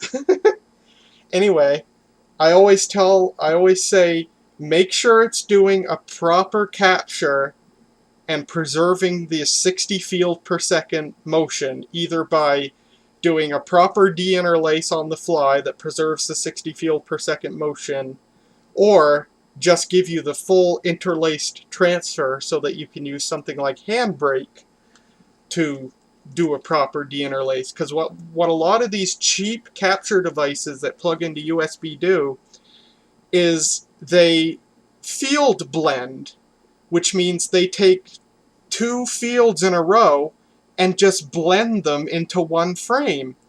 And it ruins the 60 field per second motion because it's just on the fly turning every two fields into a frame. So what you end up with is a 30 frame per second capture, which is fine if you're just, doing it for fun or to dub around or whatever. But if you want to do a proper capture, you've ruined the 60 field per second motion, the really smooth motion that you get. Like if you watch my YouTube videos, which I record with a 18-year-old or 17-year-old DV cam camcorder, standard definition camcorder, if you look at my YouTube videos, it's 60 frames per second because it's a 480i source, which I've properly deinterlaced from 60 fields per second to 60 frames per second. And in my opinion, I think it's important and well worth preserving that 60 field per second motion, whatever you're doing with the footage, whether you're archiving something or just doing it for fun. But some of the USB capture devices, they don't preserve it.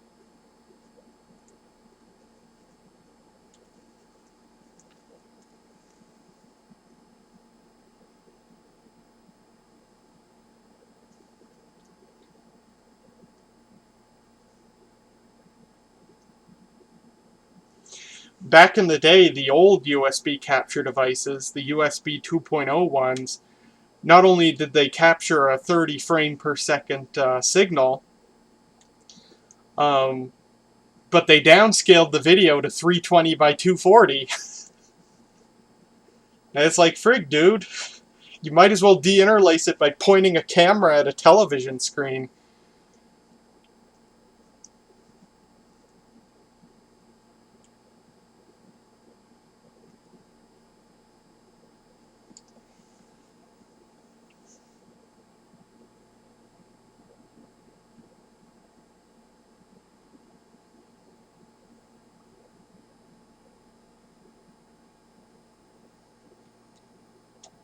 We're 33 minutes into the tape. So 27 minutes to go.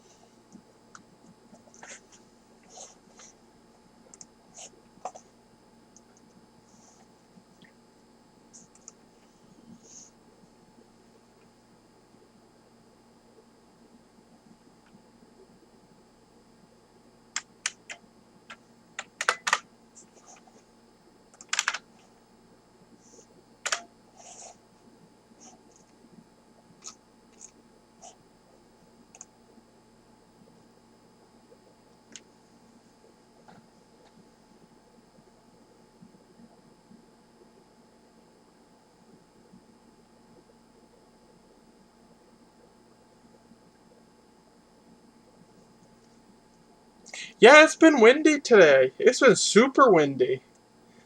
I was surprised it picked up during lunch while I was on lunch all of a sudden. Where do you go for camera repairs? Well, I go nowhere. There's nowhere around here to repair cameras. But if you're lucky, YouTube user 12-volt vids might repair your camera for you.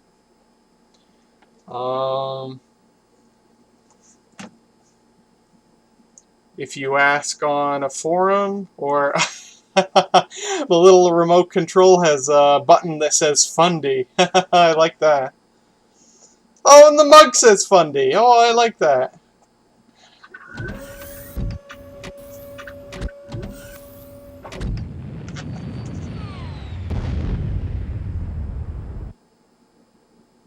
Okay.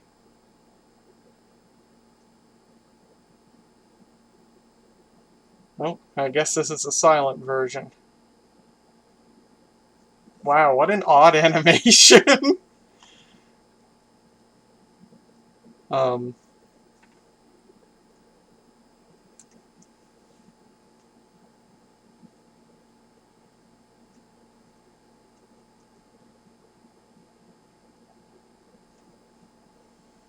if you ask on a forum or a Facebook group, somebody might be able to fix something.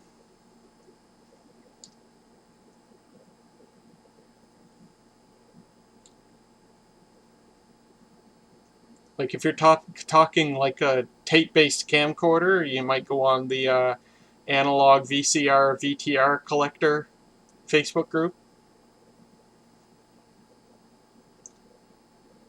Ah, another bumper here. That's nice. The little reflection on the edges of the letters. I like that. How shiny.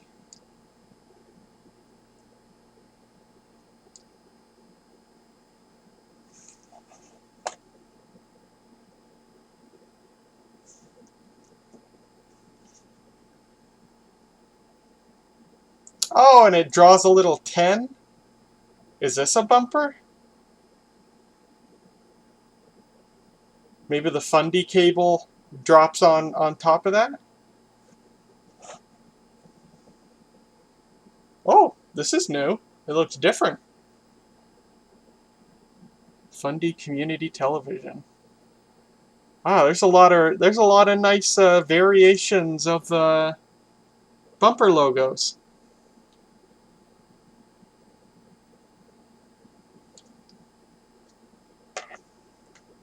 Oh, is this pay-per-view?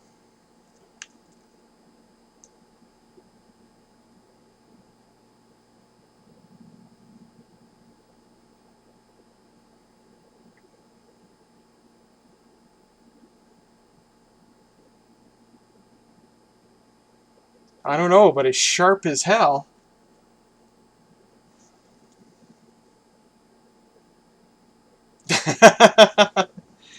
uh,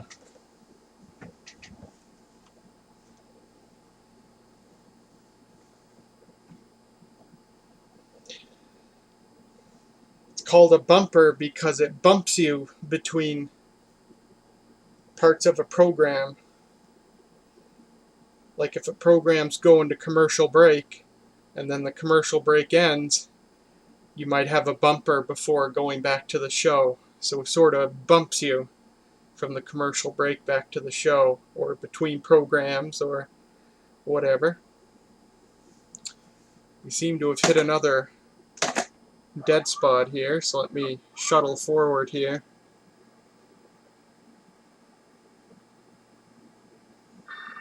Oh, we have music. I thought we did.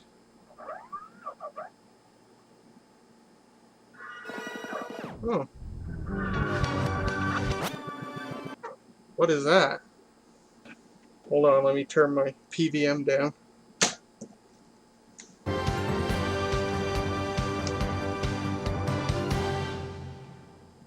I might as well. Oh, I'm already recording. I was like, oh, I might as well get a recording of that. I've been recording.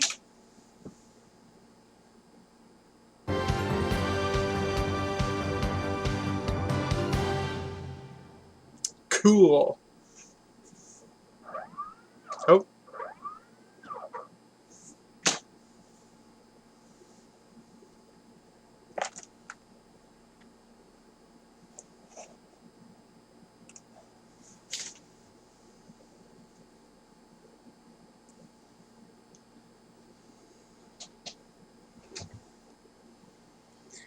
Well, I can tell you the CTV era ATV Evening News logo was probably done at CTV headquarters, because after the 1998 revamp of the CTV network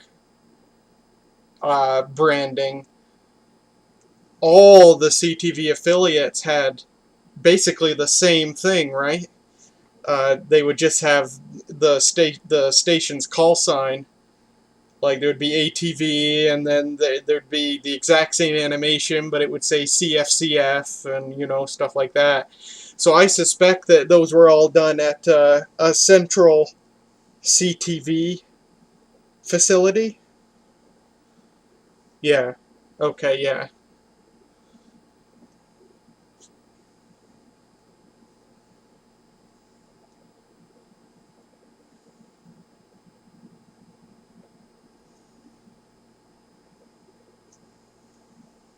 I wish I knew exactly when ATV switched to the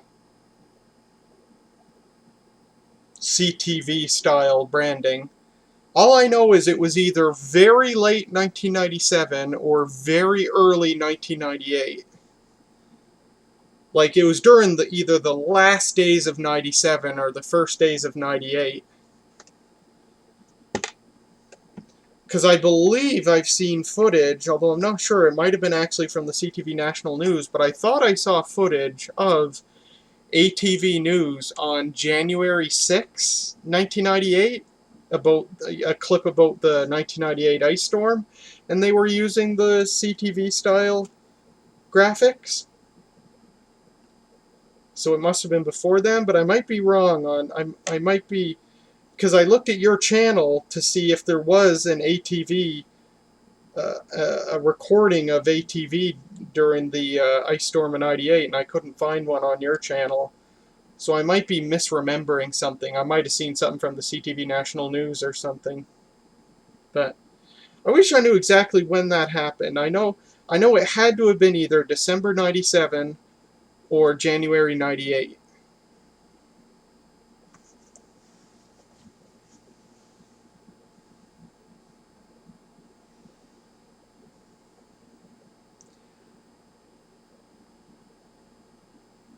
The windstorm in New Brunswick in November 2018. November 2018, I was living with my mother. I don't remember. Was that a hurricane?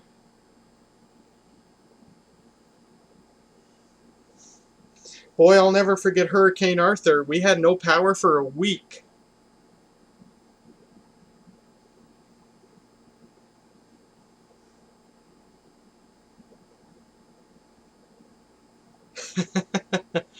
we uh,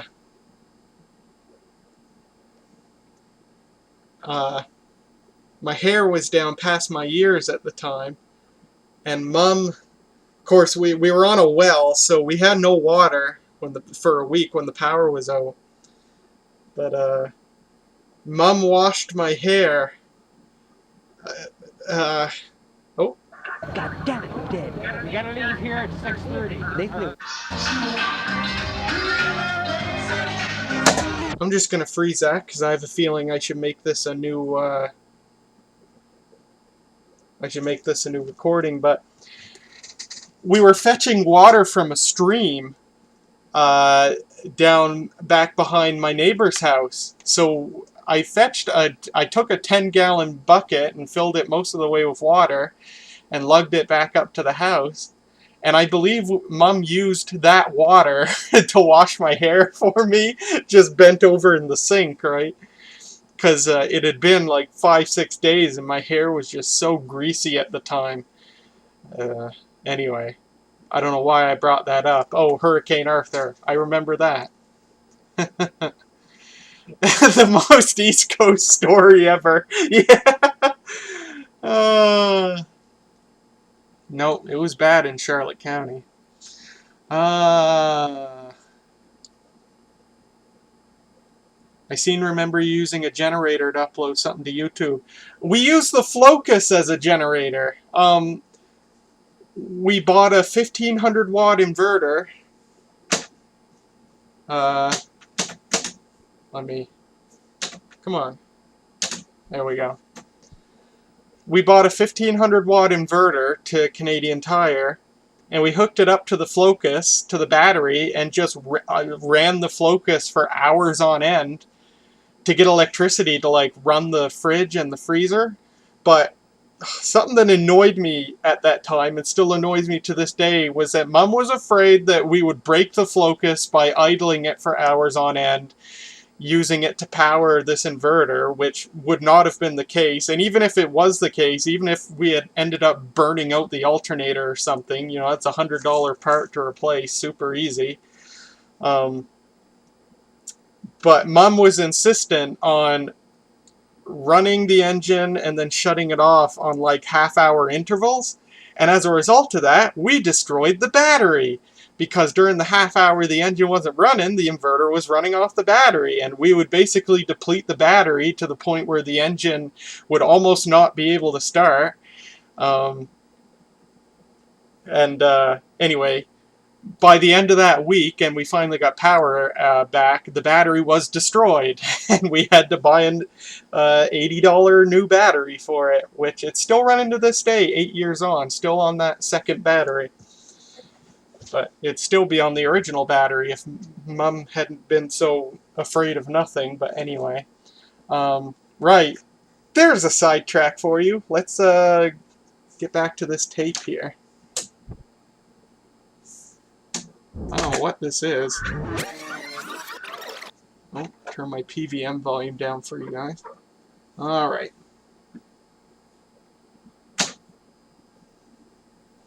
God damn it, I'm dead. We gotta leave here at 6:30. They flew.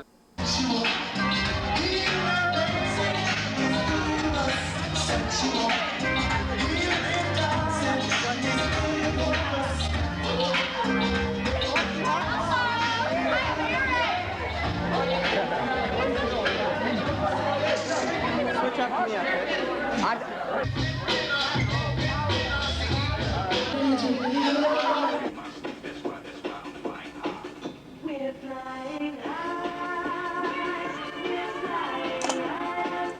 I bet this is copyright.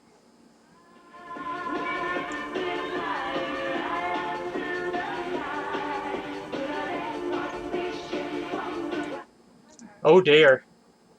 There could be some adult content as part of this. Oh, it's high school students! Yay! The batteries out for? What? What are the batteries out for? They aren't our batteries. I paid for those red batteries. Yeah, those are his. He paid for something. These are mine. Okay. Arguing about batteries. Take them out of the back. You gotta be aware. In here.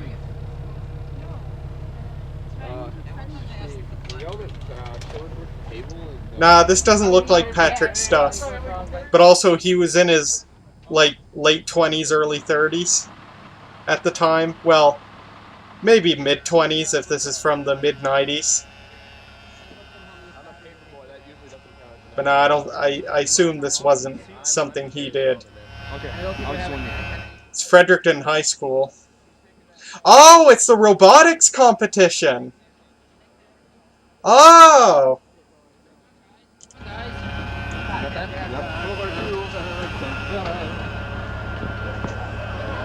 Put a blanket on it, boys. You don't want me to shoot down.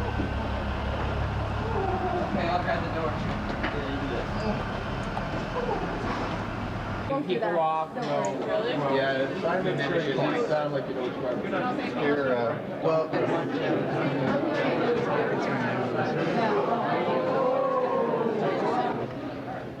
And just tell them, okay, look. what is? Luke, what?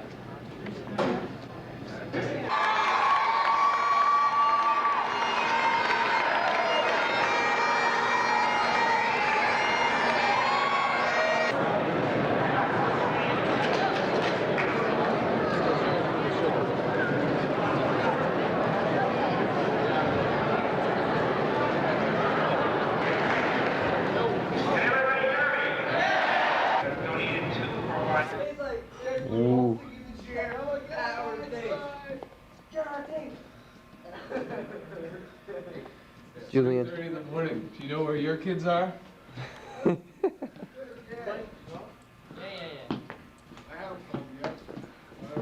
Lugging tools. Reference to a popular PSA commercial at the time.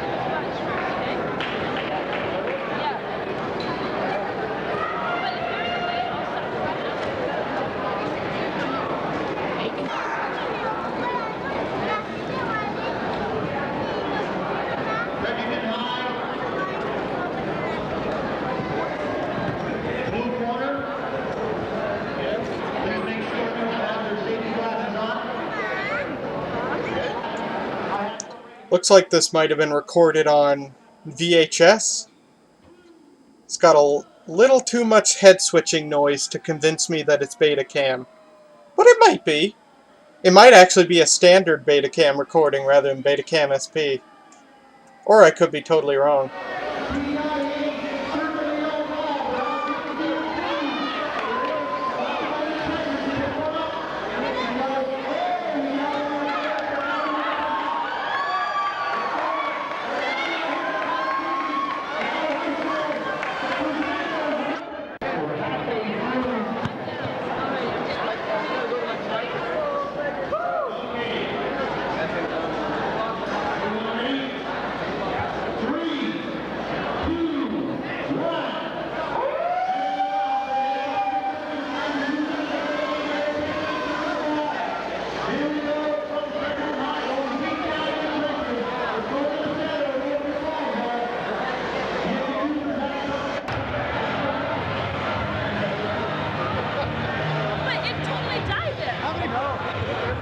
We're back in business, Mr. Hay. Pardon me? We're back in business. This is a good thing. We won that one. Very excited. I can hardly contain myself. So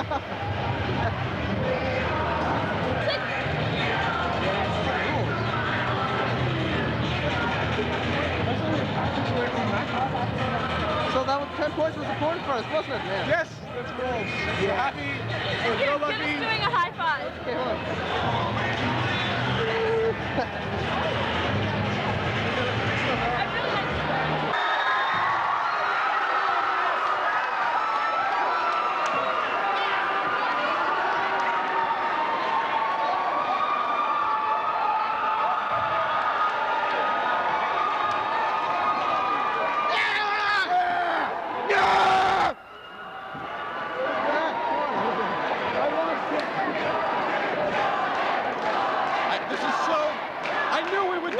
Those guys wouldn't believe me, but I was telling them we're going to do this. We did this. We're in there. Yeah, yeah. Woo. What about us?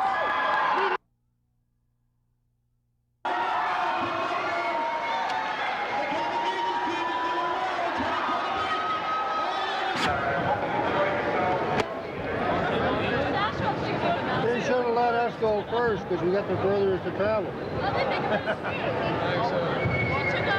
Well, we're done. I guess so. It's over. All right.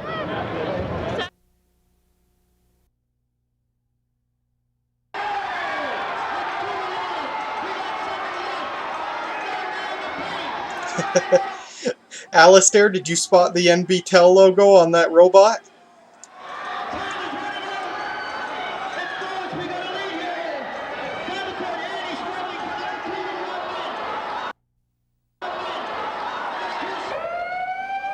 And here we go, and Merlins is out of the gate. The first one on the control is headed for the ball. From the non-side side, they're looking for the red one, but they have to go around, get to the blue line, and they push their way through. Now here comes Matthew Martin, the red one sitting in the ring. He got a ball.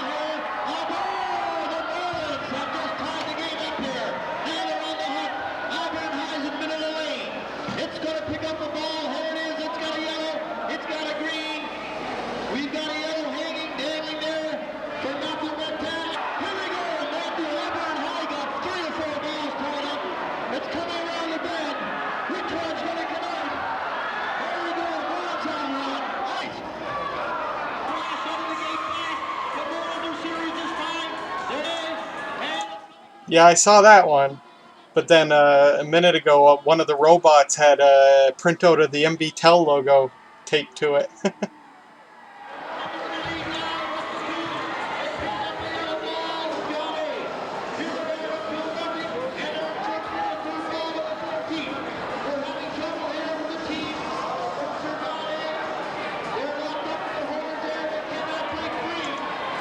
Oh, there's the MTT logo on another robot. These are like the battle of the maritime telecommunications companies.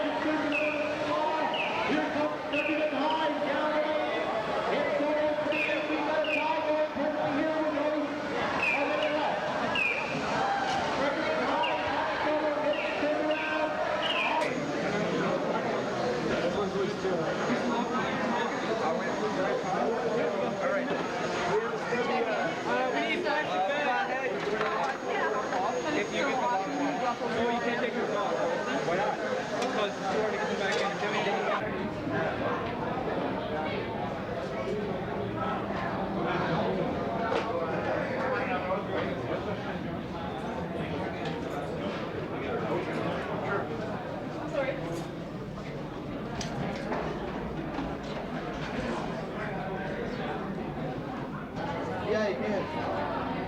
Hey, hey.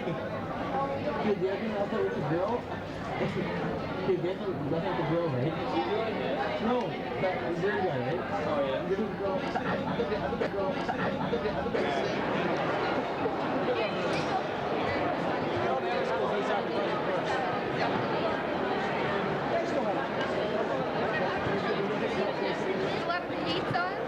What? Oh yeah. How much tape do you guys have left? How much tape do you guys have left? Don't know. You have to cut down our footage. We have enough. We don't have enough until We have extra tape, don't forget. how much though? Keep the channels resting. Ricky, that was literally my first thought, and I didn't dare make that joke myself. Oh my god, that's funny. Yeah,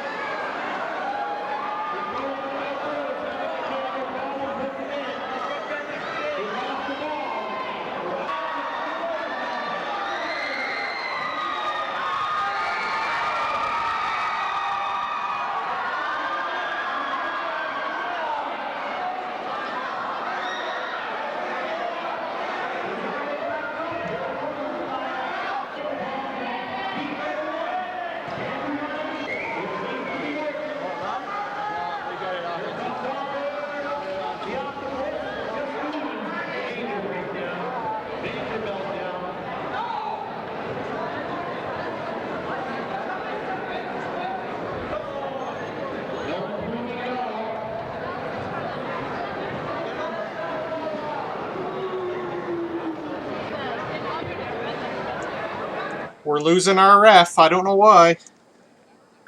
Uh-oh. We're losing our ref. Oh. I'm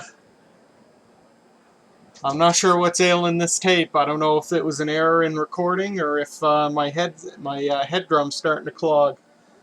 We have very weak signal right now.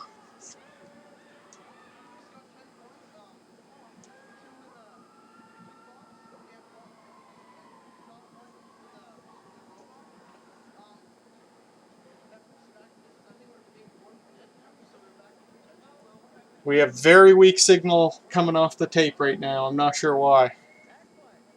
Great.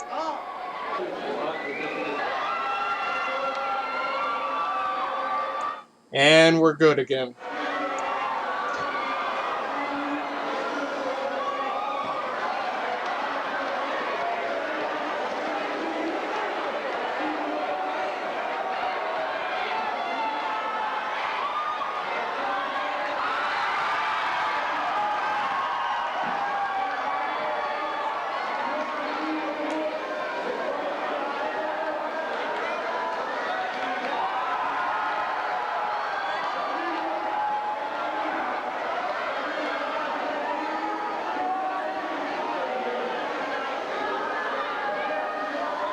Here we go again.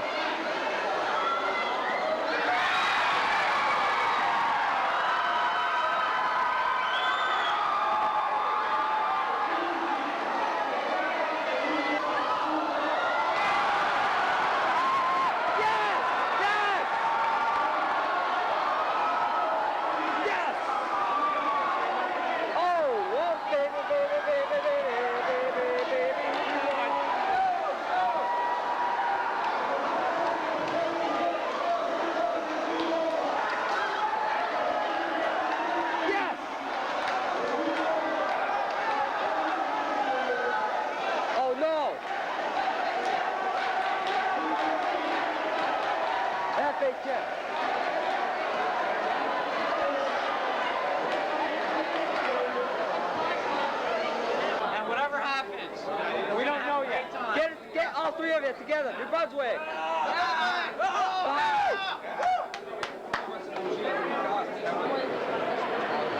This right now is one heat, and whoever wins. We're the bottom. If you don't wear the top, we're the outside. Gotta win up. Especially if you get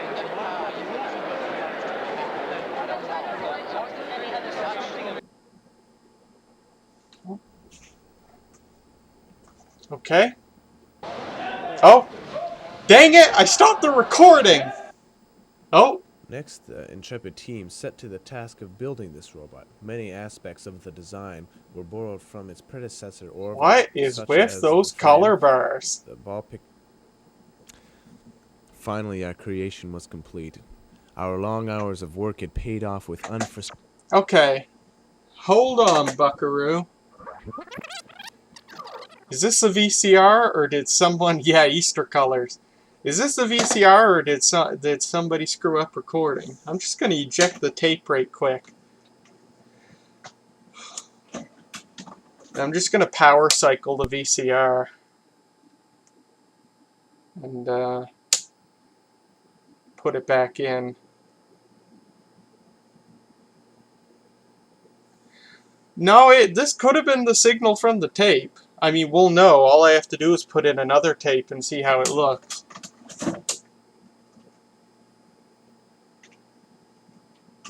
Shit! It was the VCR. Oh no! Why was this doing that? Oh no. Such as the frame, the ball pick. Also, the RF's really weak coming off the tape.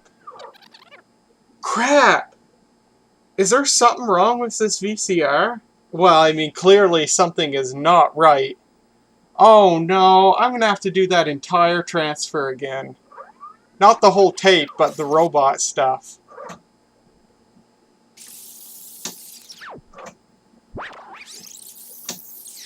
Oh yeah, it looks so much better now. Oh my god. No, not Sticky Shed. This VCR has. This is not the first time this has happened. Bye Eva. This is the second time this VCR has done this. It's some sort of electronic issue. Maybe I should reseat the daughter boards inside it.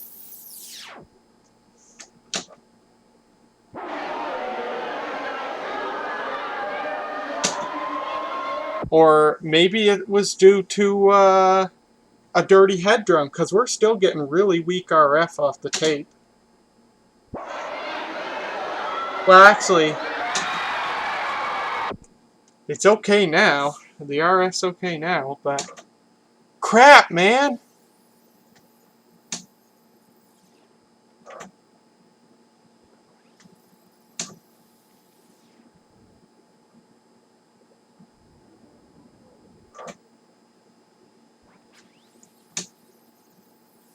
Yeah, that looks totally different now.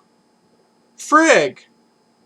Yeah, something going off this VCR, so I'm going to have to retransfer this after I clean my head drum by the look of it.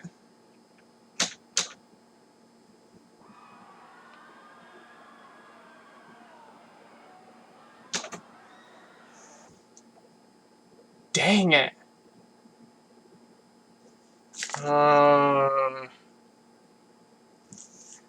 Yeah, I'm just going to have to... Oh, look!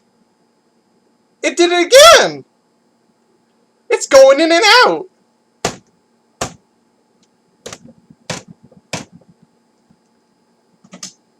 Is it the signal on the tape? Like if I jog through?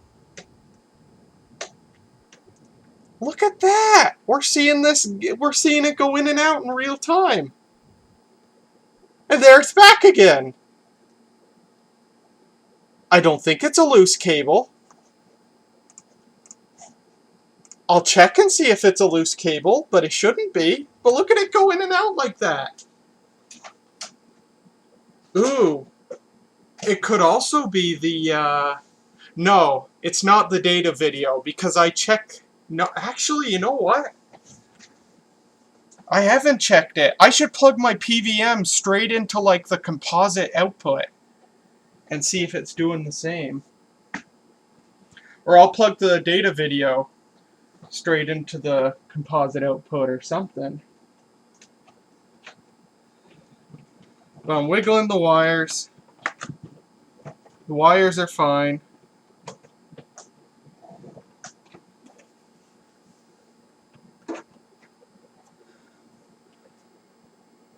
Dang, man. Oh, I don't have enough BNC cables. Let me think. We might as well check this out now. Because if it turns out this VCR's having issues, I'm going to have no choice but to stop using it. I'll have to see if I can bring home the UVW from the station. Which would be cool. I love the UVW. It can record, but I'd really prefer to use this thing because this has a time-based corrector. The UVW doesn't. Frig. Alright, let me think. I just gotta think for a second. Alright, I'm gonna unplug. I'm just trying to think how I want to do this. We're doing this live. Alright, I'm pulling everything forward. I'm just gonna unplug. I'm gonna unplug our RGB.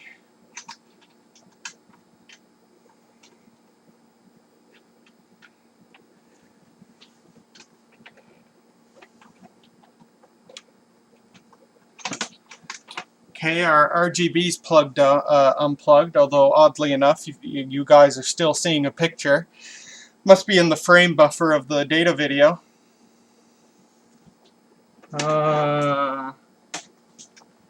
And I'm just going to plug the composite straight into the data video.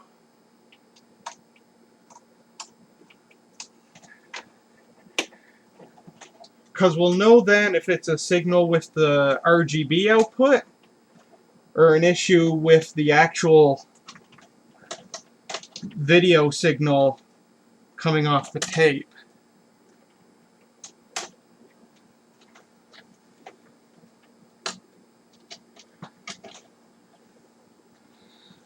I need to get my phone and use the selfie cam on it to see which jack to plug into on the VCR for composite.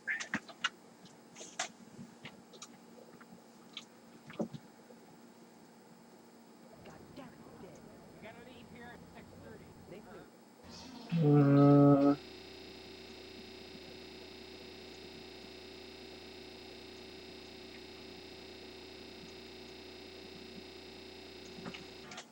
okay, I am plugged into composite. Oh. Where did I go? Oh.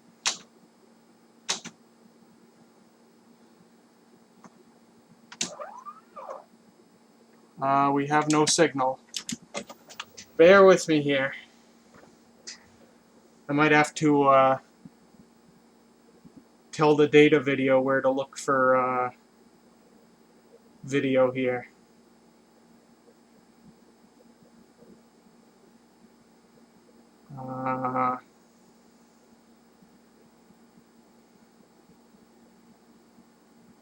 Input video.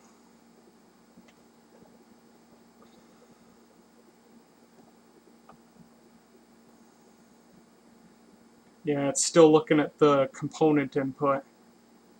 I need it to look at the composite input. Video input source. Composite.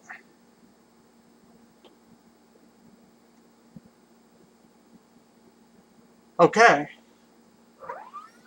But the problem is, we've been unplugged for so long that it might have corrected itself just sitting there. And we won't know whether it's looking good right now because we've gone to composite, or is it looking good because it corrected itself? That's what I don't know. Actually, something I could do.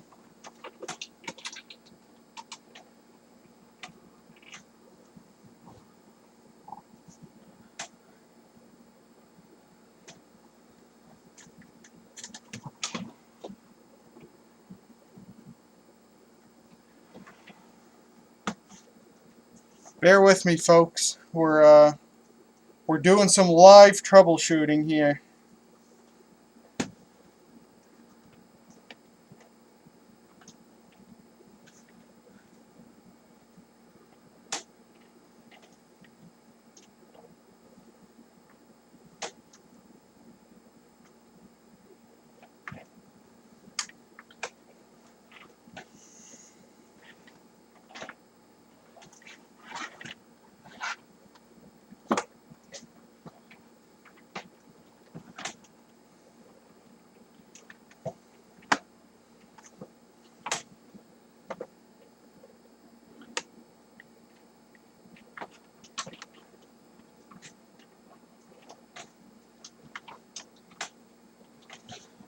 Ugh.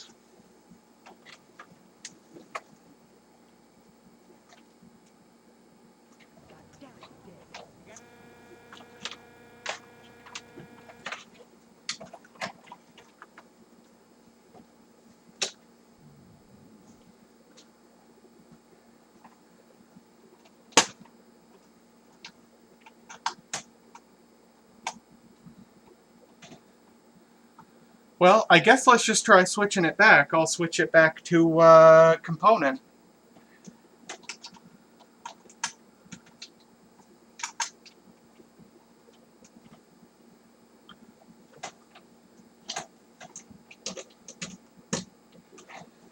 And now I just gotta tell the data video to look at the component input again.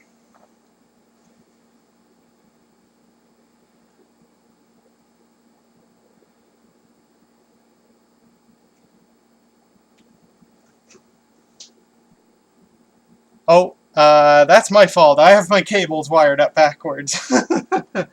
Oops.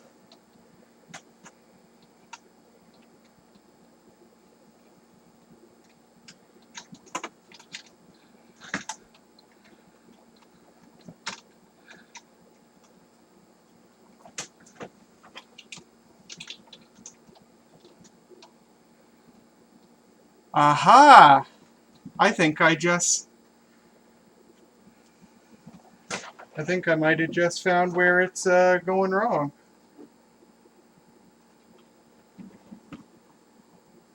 We have no red signal. I pull the red cable and nothing changes.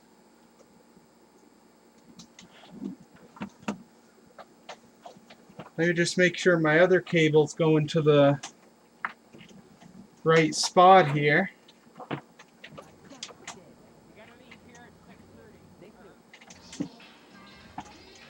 Oh, I keep hitting buttons.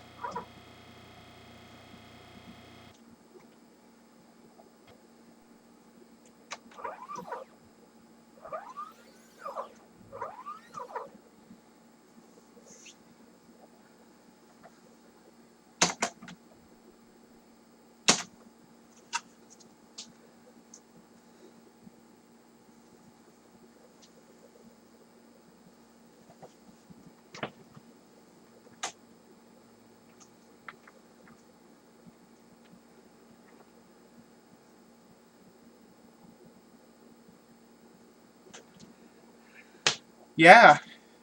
So this thing is picking the proper color signal off the tape, but it's not outputting.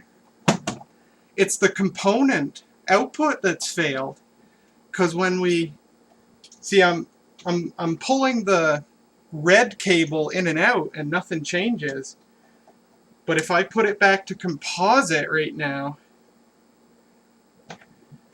unless I've got a bad cable, do I potentially have a bad cable? Let me switch some cables around. I'll use this cable. I'll use this red cable to go to composite.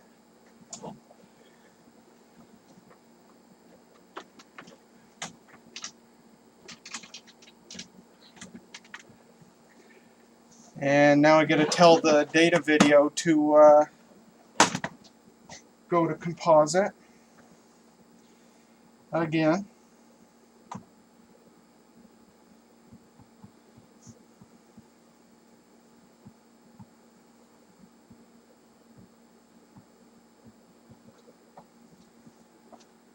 And it looks great, and it's not the cable. So this VCR has an issue. Shit! Oh God! I hope I haven't made any other transfers that I didn't realize were screwed up. Well, how about that?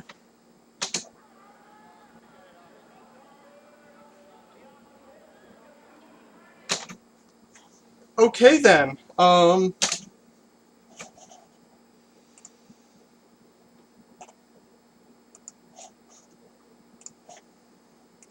I have some troubleshooting to do. I guess that's going to be the end of the stream, because we're having an issue with this VCR. Frig, man! Gah! Now I'm going to have to do a bunch of playing a tape. I'll bypass the data video. I'll put components straight into the PVM, and I'll also put S-video straight into the PVM, and then I'll switch between them while I'm, doing stuff to make sure that it's the actual component. No, it's not it's not a head alignment, because as you can see, with the composite output works great. So it's reading the signal coming off the tape perfectly fine, but it's between there and outputting it to the composite component output that's failing. Because the composite output works great, and the component output is failing. So it's not the proc amp. The proc amp's fine. Part of the proc amp doesn't even come into play when you're using the component output. It does come into play with the S-video and composite outputs. So it could be as simple as a cold solder joint on the component input. Inside the VCR are cards. Most of the circuitry is on a bunch of cards that you can just remove. So maybe I'll just try reseating all the cards. And maybe that's all it needs. But dang. But if I can't figure this out, this VCR's junk as far as the digitization's concerned. I'm not going to be using it. I'll have to see if I can take the UVW 1800 home.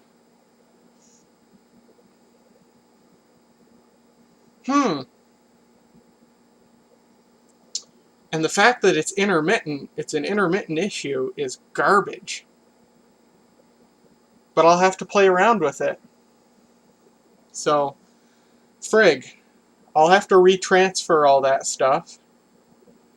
I kind of wondered, while the transfer was going on, I'm like, man, this looks, you know, pretty darn bad. You know, what if the VCR is screwing up the colors? And now it turns out that's exactly what was happening. So, frig, man. Ah, that does suck. Huh. Okay, well, just another fun thing to figure out, but I'm going to call it a stream there. People are starting to leave anyway, but I want to thank everyone for stopping by and seeing some cool vintage television footage. No, like I said, it's not the heads, because the composite signal's fine. So it's reading the tape fine. It's reading the signal off the tape perfectly. But it's between there and the component output where something's going wrong. Which is funny, because the component output is like the most raw output. The S-video and composite outputs are where extra circuitry has to come into play to combine the color signals. So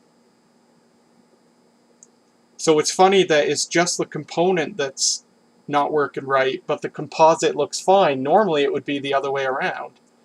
So something fishy's going on. But anyway, that's all. Oh, something else I forgot to mention in the beginning of the video.